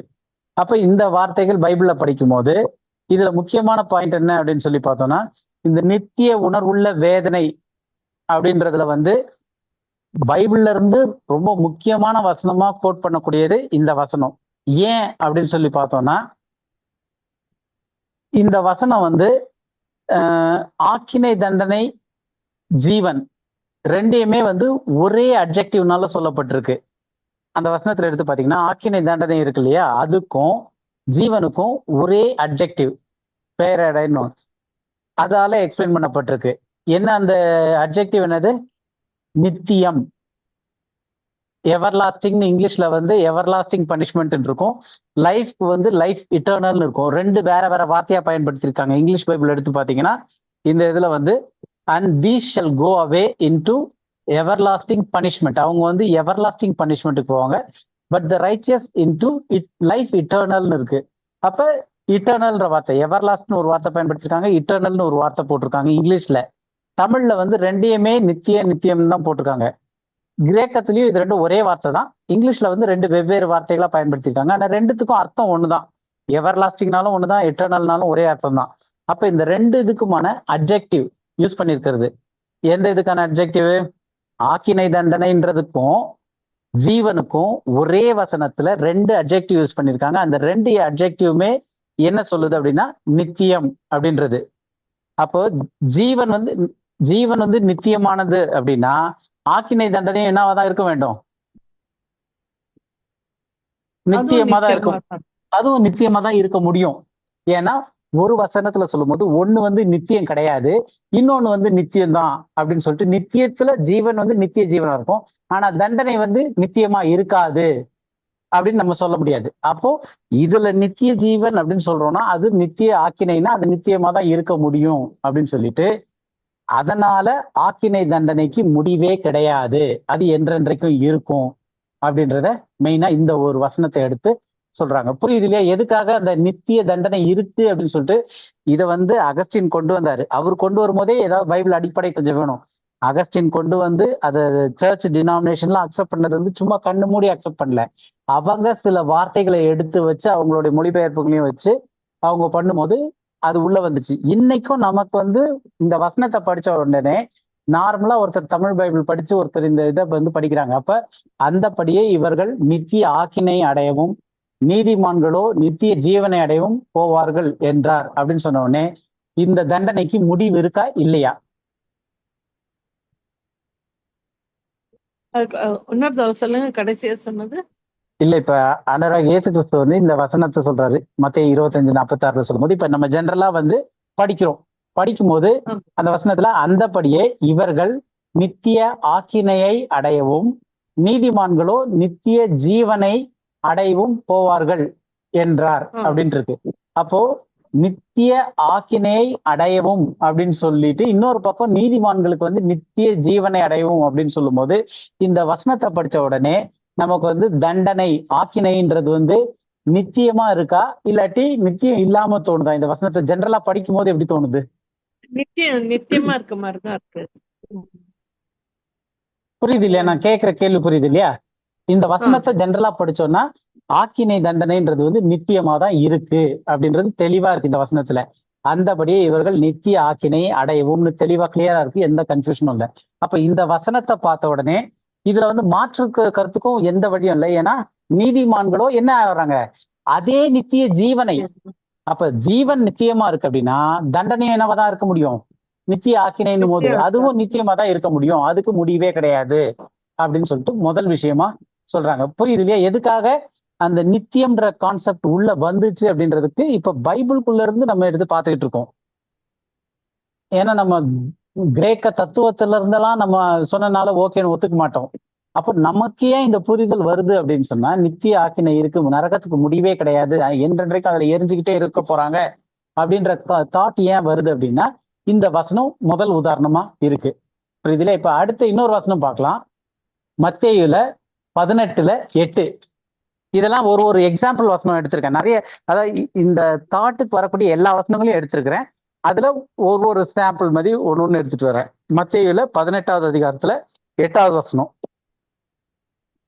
உன் கையாவது உன் காலாவது உனக்கு இடரல் உண்டாக்கினால் அதை தரித்து எரிந்து போடு.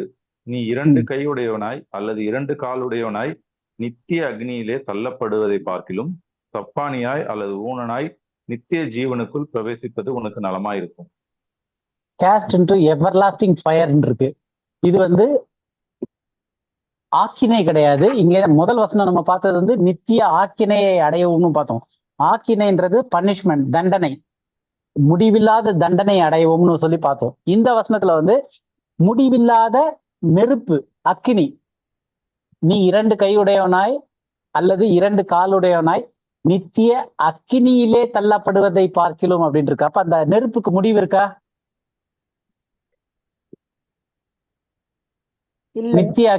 நித்திய அக்கினிலே அப்படின்னா என்றென்றைக்கும் எரிந்து கொண்டிருக்கிற நெருப்புல நீ தள்ளப்படுவதை பார்க்கிலும் நீ இப்படி கால் இல்லாதவனா கை இல்லாதவனா நீ நித்திய ஜீவனை அடையிறது உனக்கு, அல்லது ஊனனாய் நீ நித்திய ஜீவனுக்குள் பிரவேசிப்பது உனக்கு நலமா இருக்கும்ன்றாரு. அப்ப நித்திய ஜீவன் ஒரு பக்கம் சொல்லும் போது மேல் வசனத்துல நித்திய ஆக்கினை ஒரு தண்டனையை பத்தி சொல்லும் போது அது நித்தியமா இருக்கக்கூடியதுன்றாரு.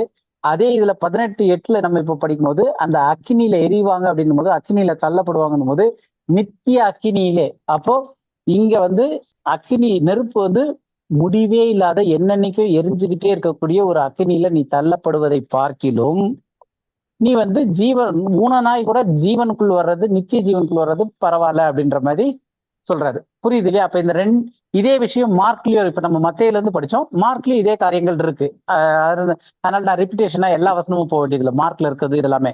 சோ நமக்கு இந்த சார்பா எப்படி வந்திருக்கு அப்படின்றத மட்டும் பார்த்துட்டு வர போறோம். எதுக்கு பாக்குறோம்? இப்ப கிரேக்க தத்துவத்துல இருந்து மட்டும் வந்தனால நம்ம யாரும் இதை நம்பல, வசனத்துக்குள்ள இருக்கிறத வச்சு நம்ம இன்னைக்கு நம்பிக்கிட்டு இருந்தோம் அப்படின்றது. இப்ப இது எதுக்காக படிக்கிறோம் அப்படின்னா இந்த வசனத்தெல்லாம் பைபிள்ல இருந்து தூக்கி போட்டுற முடியாது. அப்ப இந்த வசனத்துக்கு என்னன்னு கரெக்டா தெரிஞ்சாதான் அது நித்திய தண்டனைக்கு நம்ம என்ன பண்ண முடியும் அப்படின்றது. நம்ம இத நரகம் டாபிக்கை புரிஞ்சுக்கிறதுக்கு இதெல்லாம் முக்கியமான பேஸ்மெண்டா இருக்கு. அப்ப இந்த வசனங்கள்லாம் கரெக்டா புரிஞ்சுட்டாதான் இப்ப நம்ம வந்து இந்த வசனங்களை ஒவ்வொரு வசனம் இப்ப இன்னைக்கு படிக்கிற ஒவ்வொரு வசனத்தையும் நம்ம வந்து பொறுமையா ஒவ்வொரு வசனத்துக்கான கரெக்டான இதை நம்ம பின்னாடி ஒரு 2 வாரம் கழிச்சு படிக்க போறோம். இன்னைக்கு வந்து இந்த வசனத்துல இது இருக்கு, அதனால இதை நம்புறாங்க அப்படின்னு சொல்லிட்டு அந்த 3 பார்வைகளை தான் நம்ம ஃபர்ஸ்ட் பார்த்துக்கிட்டு இருக்கோம். அதனால இந்த வசனத்துக்குள்ள உள்ள டீட்டெயில போல, வேர்ட் பை வேர்டா இது என்ன இருக்குன்னு போல. ஆனா இந்த நம்ம படிக்கும் போது முதல் வசனம் படிச்சதுல நித்திய ஆக்கினை அடைவோம்னு போட்டாச்சு. அப்ப நித்திய ஆக்கினைனா பர்மனண்டா என்னென்னைக்கும் முடிவில்லாத ஒரு தண்டனையை அடைய போறாங்க அப்படின்னு சொல்லி போட்டிருக்கு. அடுத்த வசனம் படிச்சதுல நித்திய அக்கினியிலே தள்ளப்படுவதை பார்க்கிலும் அப்படின்ட்டு இருக்கு. அப்போ நெருப்பு வந்து நித்தியமா எரிஞ்சுக்கிட்டே இருக்க போற அந்த நெருப்புல நீ போறதை காட்டிலும் நீ ஊனனா நித்திய ஜீவனுக்குள் பிரவேசிப்பது நலமா இருக்கும் அப்படின்னு சொல்லிட்டு சொல்றாரு. அப்ப இது எல்லாத்துலயும் 2 விஷயத்துலயும் நம்ம என்ன பார்த்தோம் அப்படின்னா, நித்தியம் இங்கிலீஷ்ல வந்து எவர் லாஸ்டிங்னு போட்டிருக்கு, இட்டர்னல்னு போட்டிருக்கு. தமிழ்ல வந்து எல்லாத்தையுமே நித்தியம்னு தான் மொழிபெயர்த்திருக்காங்க. அப்ப இந்த நித்தியம்ன்ற வார்த்தை வந்து பைபிள்ல இருக்கு, சதா காலம்ன்ற இருக்கு, அது இன்னும் பின்னாடி வரும்போது பார்ப்போம். சோ இந்த வார்த்தைகள்லாம் வேதாமத்துல இருக்கிறதுனால இத பார்த்தோன்னே இந்த 2 வசனத்தையும் படிச்சோம்னா யாராவது இல்ல நரகம் வந்து நித்தியமாலாம் கிடையாது, அது முடிஞ்சிரும் அப்படின்னு சொல்ல முடியுமா? தண்டனை வந்து நித்தியமா கிடையாது, இல்ல நித்தியமா நெருப்புல எரிய மாட்டோம் நம்ம அப்படின்னு சொல்ல முடியுமா? சொல்ல முடியாது. முடியாது. ஏன்னா வசனம் தெளிவா இருக்கு. நித்திய ஆக்கினை அடையவும் நித்திய அக்கினியிலே தள்ளப்படுவதை பார்க்கிலும் அப்படின்னு சொல்லும் போது 2மே கிளியரா இருக்கு. அப்ப நமக்கு இந்த வசனங்களை படிக்கும் போது ஓகே, நரகம்ன்றது வந்து நித்தியமா நெருப்பு எரிஞ்சுக்கிட்டு இருக்க ஒரு இடம், அங்க வந்து முடிவே இருக்காது, அங்க பனிஷ்மெண்ட் முடிவே கிடையாது அப்படின்றது தெளிவாகுது இந்த வசனங்கள்ல இருந்து பார்க்கும்போது. அதனால இந்த நித்திய வேதனைன்ற கான்செப்டை நம்புறவங்க வந்து வெறும் கிரேக்க தத்துவத்தை மட்டும் வச்சு இல்ல, அதுக்கப்புறம் இந்த வசனங்கள்லாம் சேர்ந்து வருது. அப்புறம் இது மட்டும் இல்ல, இன்னும் 2 காரியங்களையும் பார்ப்போம். இப்ப அக்னி வந்து ஒருபோதும் அணையறது கிடையாது, நித்தியமா நெருப்புல தள்ளப்படுவதை பார்க்கணும்னு பார்த்துட்டோம். அது வந்து அக்னி வந்து என்னைக்குமே அணையாதுன்னு பார்த்துட்டோம். அதே மாதிரி எழுந்து கொண்டிருக்கும்னு பார்த்தோம். புழு ஒருபோதும் சாவதில்லை அப்படின்றதும் வந்து இருக்கு. புழு ஒருபோதும் சாவதில்லைன்னும் போது எப்படி சாவாம இருக்கும்? அதுக்கு ஆகாரம் இருந்துகிட்டே இருந்துச்சுன்னா அது சாப்பிட்டுக்கிட்டே இருக்கும், அப்ப சாவாமே இருக்கும் புழு. அப்போ நெருப்புல எரியறவங்க வந்து எரிஞ்சு முடிச்சு சாம்பல் ஆயிட்டாங்கன்னா அதுக்கப்புறம் புழுக்கு சாப்பாடு இருக்குமா? இருக்காது. அப்ப அந்த புழுக்கு சாப்பாடு வேணும்னா புழு சாம்பலை சாப்பிடாது. புழுக்கு சாப்பாடு வேணும்னா அங்க பாடி இருக்கணும். அப்போ அவங்க வந்து நித்தியமா உயிரோட சதா காலத்துல எரிஞ்சுக்கிட்டே இருப்பாங்க. அதனாலதான் அவங்களுடைய புழுங்களுக்கு அந்த சாப்பாடு இருந்துகிட்டே இருக்கு அப்படின்ற கான்செப்ட்ல வராங்க. அப்ப இதுக்கு என்ன வசனத்தின் அடிப்படையில வராங்க அப்படின்னு பார்த்தோம்னா, மார்க்ல 9வது அதிகாரத்துல 44வது வசனம் அப்படிங்க. மார்க் 9:44.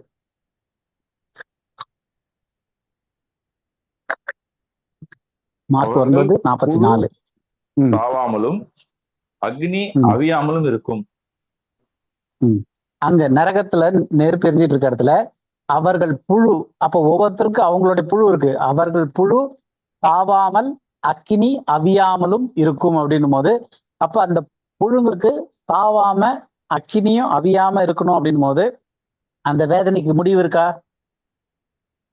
கிடையாது. ஏன்னா நெருப்பு எரிஞ்சுக்கிட்டே இருக்க போது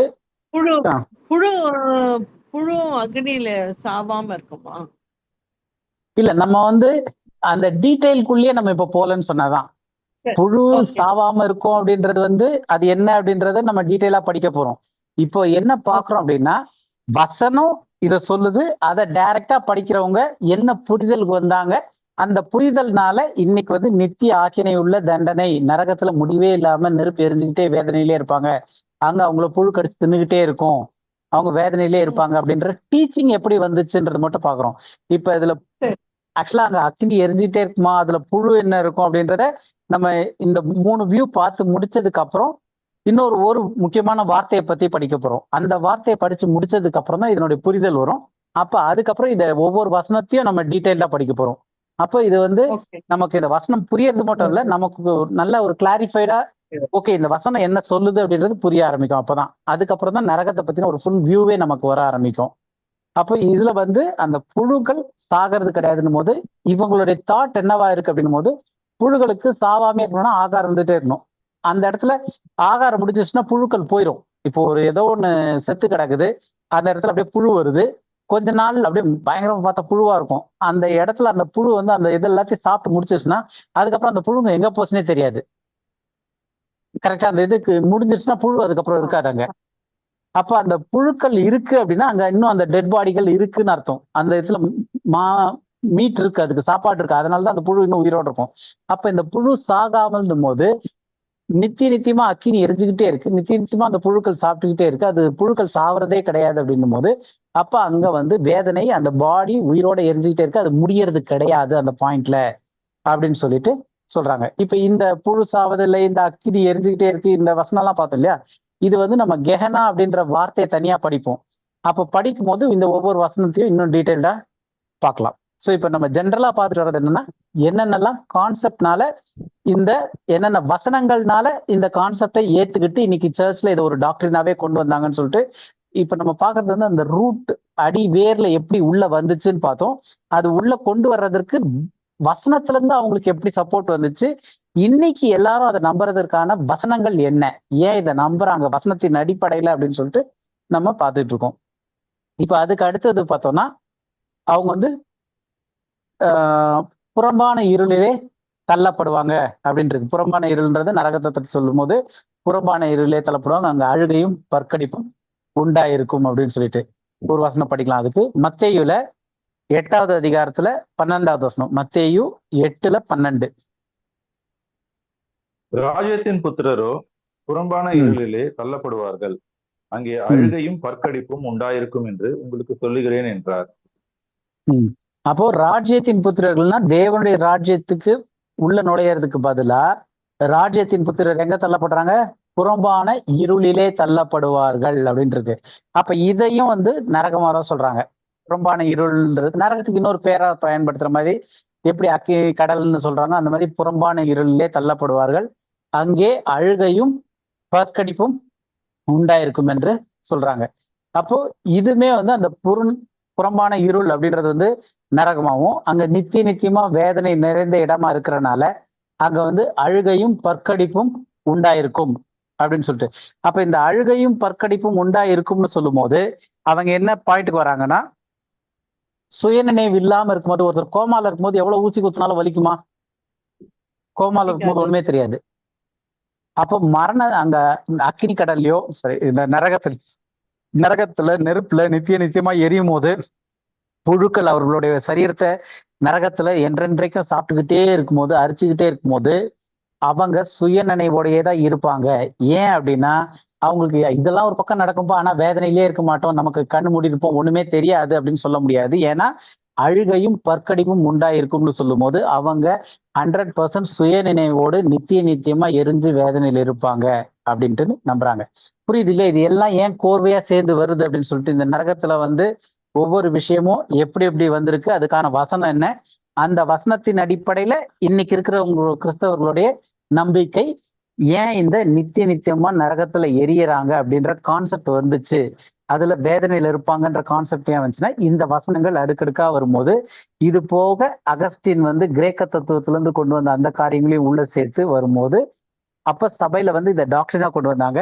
இன்னைக்கு ஒவ்வொருத்தரும் நம்ம பெரிய டாக்டரின் எல்லாம் படிச்சு வர்றதில்ல, புதுசா இருக்கவங்க கூட பைபிள் எடுத்து படிக்க ஆரம்பிச்சாங்கன்னா இந்த வசனத்தை பார்த்த உடனே ஓகே, நரகம்ன்றது வந்து நித்தியமா இருக்கும், அங்க நெருப்பு எரியும், அது பனிஷ்மெண்ட் ஆன இடம், அதுக்கு முடிவே கிடையாது, அந்த இடத்துல வந்து நெருப்பு எரிஞ்சிட்டு இருக்கும், ஒவ்வொருத்தருக்கும் அவங்கவுங்க புழு வந்து சாப்பிட்டுக்கிட்டே இருக்கும், அது வந்து முடிவே இல்லாம போயிட்டே இருக்கும், அது சாப்பிட்றது கூட நமக்கு தெரியாமலாம் இருக்காது, நம்ம வந்து வேதனையில கஷ்டத்துல இருப்போம், ஏன்னா நம்ம சுய நினைவோட தான் இருப்போம், ஏன்னா அழுகையும் பற்கடிப்பும் உண்டாயிருக்கும் போது வேதனையில தான் அது நடக்கும் அப்படின்னு சொல்லிட்டு இத சொல்றாங்க.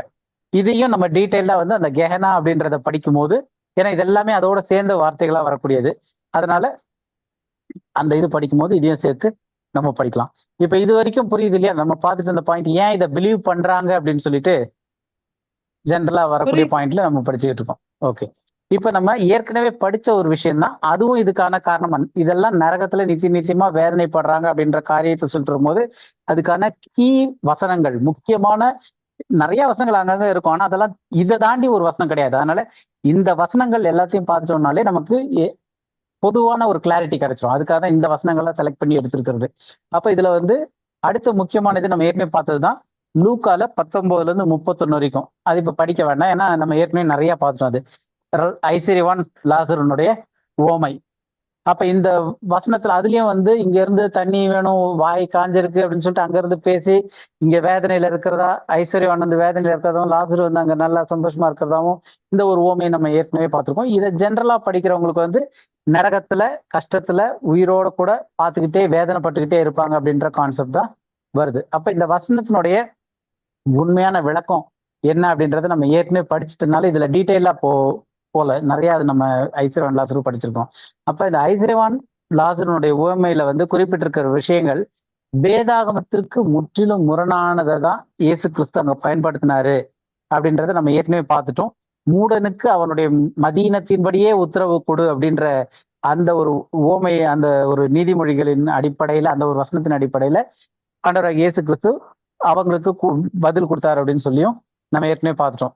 குறிப்பா ஆண்டவராகிய இயேசு கிறிஸ்து வந்து பாபிலோனிய புராண கதையிலிருந்து வந்த இந்த ஒரு கான்செப்டை எடுத்து அதை வந்து இவங்களுக்கு பாபிலோனிய புராணங்களையும் தல்மூடியும் நம்பி இருந்த அந்த பரிசேயர்களுக்கு அவங்களுக்கு வந்து அந்த நம்பிக்கையில இருந்தனால அவங்களுக்கு வந்து அதை வந்து அவங்க நம்பிக்கையை வச்சு அவங்களை குத்துறதுக்காக சொன்ன ஒரு ஓமை அப்படின்றத பார்த்துருக்கணும் ஏற்கனவே.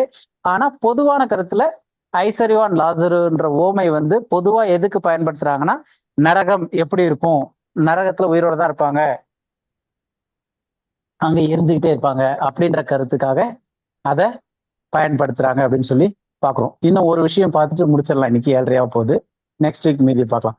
அதுக்கு அடுத்தது வந்து இந்த நம்பிக்கைக்கான இன்னொரு முக்கியமான வசனம் என்னன்னு பார்த்தோம்னா, அவங்களுடைய புகை வந்து சதா காலங்களிலும் எரிஞ்சுக்கிட்டே இருக்கும் அப்படின்னு சொல்லிட்டு வெளிப்படுத்தினர்ல இருக்கக்கூடிய 2 வசனங்கள். இதை தாண்டி நரகத்துக்கான வசனங்கள் கிடையாது. அப்ப இதை வச்சுதான் இன்னைக்கு இருக்கிற நரகம்ன்ற டாபிக்கு நிச்சயமா எரிஞ்சுக்கிட்டு இருக்காங்க, வேதனையில இருக்காங்கன்ற மொத்த காரியத்துக்கான வசனத்தையும் நம்ம இன்னைக்கு பார்த்துடுறோம். நாளைக்கு வந்து அடுத்த அனிலேஷன் அப்படின்றத நெக்ஸ்ட் வீக் நமக்கு பைபிள் ஸ்டடி இருக்காதுன்னு சொல்லி பார்த்தோம். அதுக்கு அடுத்த வீக் வரும்போது நம்ம இந்த நெக்ஸ்ட் இதுல கண்டினியூ பண்ணலாம். இப்ப வெளிப்படுத்தினர்ல இருக்கக்கூடியதுல வெளிப்படுத்தினல் 14, 20 இந்த 2 அதிகாரத்திலும் இருக்கு. அதுல முக்கியமா ஃபர்ஸ்ட் 14வது அதிகாரத்துல படிக்கலாம். வெளிப்படுத்தினல் 14வது அதிகாரத்துல 10வது வசனம் 11வது வசனம் 2 வசனம் படிங்க. வெளிப்படுத்தினல் 14, 10, 11. அவன் தேவனுடைய கோபாக்கினியாகிய பாத்திரத்திலே கலப்பில்லாமல் வார்க்கப்பட்ட அவருடைய உக்கிரமாகிய மதுவை குடித்து பரிசுத்த தூதர்களுக்கு முன்பாகவும் ஆட்டுக்குட்டியானவருக்கு முன்பாகவும் அக்னியாலும் கந்தகத்தினாலும் வாதிக்கப்படுவான். அவர்களுடைய வாதையின் புகை சதா காலங்களிலும் எழும்பும். மிருகத்தையும் அதன் சொரூபத்தையும் வணங்குகிறவர்களுக்கும் அதனுடைய நாமத்தின் முத்திரையை தரித்து கொள்கிற எவனுக்கும் இரவும் பகலும் இளைப்பாறுதலாயிராது. ஓகே, அப்போ இந்த வசனம் வந்து ரொம்ப முக்கியமான வசனமா பார்க்கப்படுது. இதுல வந்து அக்னினாலும் கந்தகத்தினாலும் வாதிக்கப்படுவான். அப்ப வெறும் நெருப்பு மட்டும் கிடையாது, அக்கினியும் கந்தகமும். இது எதோட சம்பந்தப்பட்டதுன்னா சோதம் குமோராலையும் அந்த வானத்துல இருந்து அக்கினியும் கந்தகமும் வந்து எல்லாத்தையும் அழிச்சு போட்டுச்சுன்னு இருக்கு. அதே மாதிரி இங்கேயும் வந்து அக்கினியினாலும் கந்தகத்தினாலும் வாதிக்கப்படுவான்னு சொல்லியாச்சு. அப்ப எப்படி கஷ்டப்பட போறான்னா, நெருப்பு கந்தகம், பிரிம்ஸ்டோன் இங்கிலீஷ்ல இருக்கும். பிரிம்ஸ்டோன்றதும் அக்கினியும் கந்தகமும் சேர்ந்து வாதிக்கப்படுவான் இருக்கு. அவர்களுடைய வாதையின் புகை, அதாவது அவங்க எப்படி வாதிக்கப்படுவாங்களோ, ஏன் புகைனா அது அக்னியிலும் கந்தகமும் சேர்ந்து இருக்கு. அதனால டெஃபினட்டா நெருப்பும் சல்ஃபரும் புகையும் சேரும் போது கட்டாயம் புகை வரும். அப்போ அவங்களுடைய வாதைனா கஷ்டப்படுற துன்பம், இங்கிலீஷ்ல வந்து டார்மெண்ட் இருக்கும், வேதனைன்னு இருக்கும். அப்போ அவங்களுடைய வேதனையினுடைய புகை எப்போ வரைக்கும் எழும்புமா? சதா காலங்களிலும் எழும்பும்னு போட்டிருக்கு. புரியுது இல்லையா? அக்னியிலும் கந்தகத்திலும் வாதிக்கப்படுவான் 10வது வசனத்தினுடைய கடைசி. 11வது வசனத்தினுடைய ஆரம்பத்துல அவர்களுடைய வாதையின் புகை சதா காலங்களில் எழும்பும். 14வது வசனத்தினுடைய கடைசியில இரவும் பகலும் இளைப்பாறுதல் இருக்காது. அப்ப இரவானாலும் பகலானாலும் இளைப்பாறுதல் இருக்காது. அவங்களுடைய வாதையினுடைய புகை வந்து சதா காலங்களில் எழும்பும். அந்த வாதையினுடைய புகைக்கான காரணம் என்னன்னா, அக்னியும் கந்தகத்தினாலே அவங்க வாதிக்கப்படுவாங்க. அப்ப அதனால வரக்கூடிய புகை வந்து சதா காலங்களில் எழும்பும். அப்படின் போது அவங்களுடைய அக்னியும் கந்தகத்திலேயே வாதிக்கப்படுறது வந்து எப்போ வரைக்கும் இருக்கும்?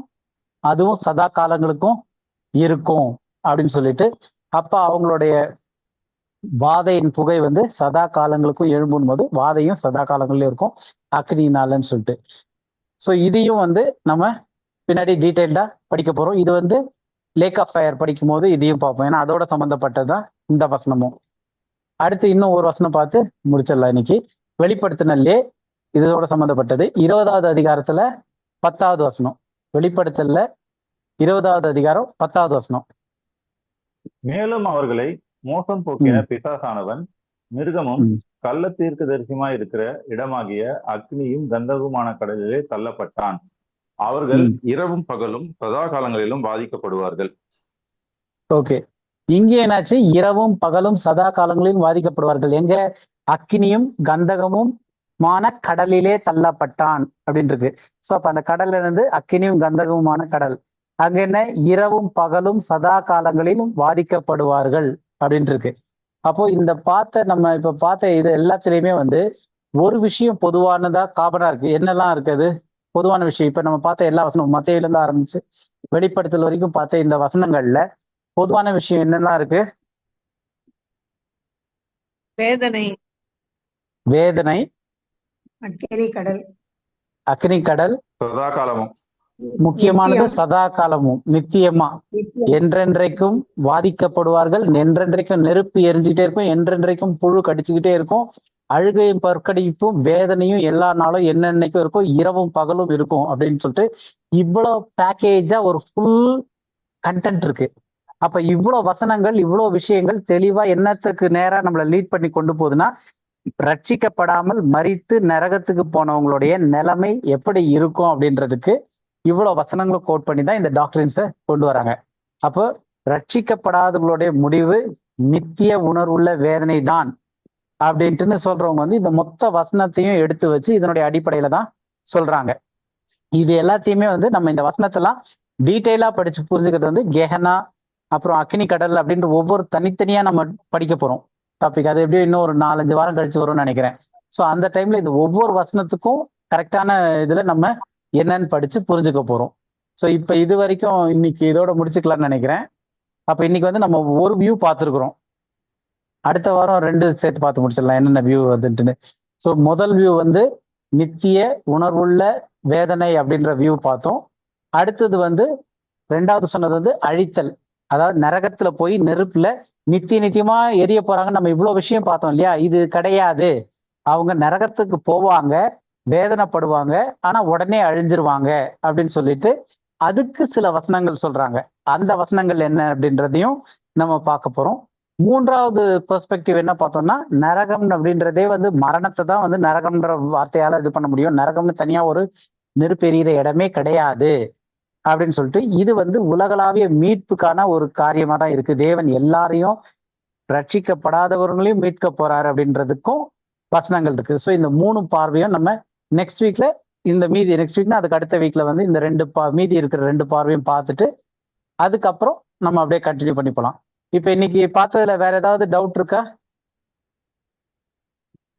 இல்ல தம்பி. வேற எதுவும் டவுட்? ஓகே. அப்ப இன்னைக்கு பார்த்ததுல வந்து பேசிக்கா நமக்கு என்ன தெரியும்னா, இந்த பார்த்த வசனங்கள்ல இருந்து கன்ஃபார்மா வந்து இத வரைக்கும் படிக்கும் போது இந்த வசனங்களை நம்ம இன்னைக்கு பார்த்ததுல இருந்து ஒருத்தர் கேட்டோம் அப்படின்னா, நித்திய உணர்வுள்ள வேதனை இருக்கு, அந்த இடத்துல நெருப்பு எரிஞ்சுக்கிட்டே இருக்கும், அங்க வேதனை கண்டினியூஸா இருக்கும், அக்கினியும் கந்தகத்தையும் வச்சு நம்மளை எரிப்பாங்க, அங்க வந்து புழு இருக்கும், அதனுடைய வேதனை வந்து அழுகையும் பற்கடிப்பும் இருக்கும், அதனால கான்சியஸாவே இருப்பாங்க.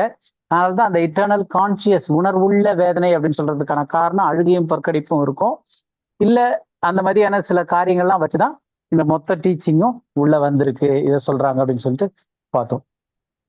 ஓகே, வேற எதுவும் இப்போதைக்கு கேள்வி எதுவும் இல்லைன்னா நம்ம ப்ரேயர் பண்ணிட்டு க்ளோஸ் பண்ணலாம்னு நினைக்கிறேன். வேற யாருக்காவது ஏதாவது கேள்வி இருக்கா?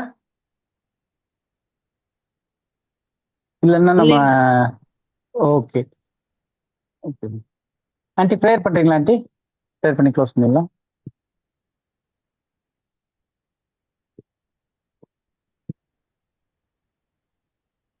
எங்களை அதிகமாக நேசிக்கிற நல்ல தகப்பனே, இந்த மாலை நேரத்தில் உடைய சமூகத்திலே நாங்கள் குடும்பமாக வந்து இந்த வேதத்தை குறித்து ஆராய்ச்சி செய்ய முடியாது நீர் கொடுத்த கிருபைக்காய் நன்றி செலுத்துகிறோம்.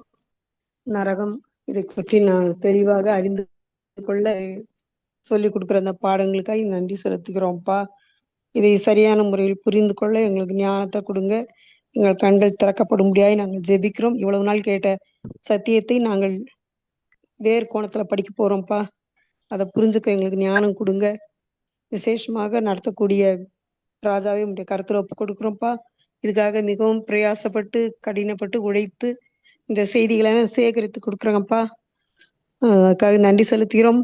உடன் கூட இருந்து ஆண்டவரே விமலாவும் தன்னுடைய வேலையெல்லாம் விட்டுட்டு இந்த பைபிள் ஸ்டடிக்காக எடுக்கக்கூடிய முயற்சிகளுக்காக ஆண்டவரே விமலாக்காக கூட நாங்கள் நன்றி செலுத்துகிறோம். பிள்ளைகள் குடும்பமாக சேர்ந்து செய்கிற அந்த ஊழியத்தை நீங்க ஆசீர்வதிங்கப்பா. பிள்ளைகளுக்கு ஏற்ற பலனை பரத்திலிருந்து கொடுக்கும்படியாய் நாங்கள் ஜெபிக்கிறோம். எங்கள் ஒவ்வொருவரை கூட ஆண்டவரே உங்கள் பாதத்துல ஒப்பு கொடுக்கிறோம். இந்த குரூப்ல வந்திருக்கூடிய எல்லாரையும் ஆசீர்வதிங்கப்பா. எல்லாருக்கும் நல்ல சுகபல ஜீவனை கட்டளையிடுங்கப்பா. நாங்க எல்லாரும் அதை சரியான முறையில் புரிந்து கொள்ள எங்களுக்கு கிருபையின் ஞானத்தையும் கட்டளையிடுங்க. நடத்த பிள்ளைங்களுக்கு நல்ல சுகபல ஜீவனை கட்டளையிடுங்க. தொடர்ந்து அவர்கள் ஒவ்வொரு முறையும் இந்த பைபிள் ஸ்டடி ஆயத்தப்படுத்தும் போது உங்களுடைய கரம் அவர்களோடு கூட இருந்து வழிநடத்த முடியாது ஜெபிக்கிறேன். எல்லாரையும் உடைய கரத்துல ஒப்பு கொடுத்து அர்ப்பணித்து ஜெபிக்கிறேன். துதி கன மகிமை யாவும் ஒருவருக்கே செலுத்துகிறேன். இயேசுவின் வல்லமையுள்ள நாமத்தில் ஜெபிக்கிறேன் பிதாவே. ஆமென். ஆமென். ஆமென். என் ஆத்மாவே கர்த்தரை ஸ்தோத்திரி, என் முழு நாமத்தை ஸ்தோத்திரி. ஆத்மாவே கர்த்தரை ஸ்தோத்திரி. சகல ஆமென். ஆமென். ஆமென். Praise the Lord. Praise the Lord. Praise the Lord. Thank you.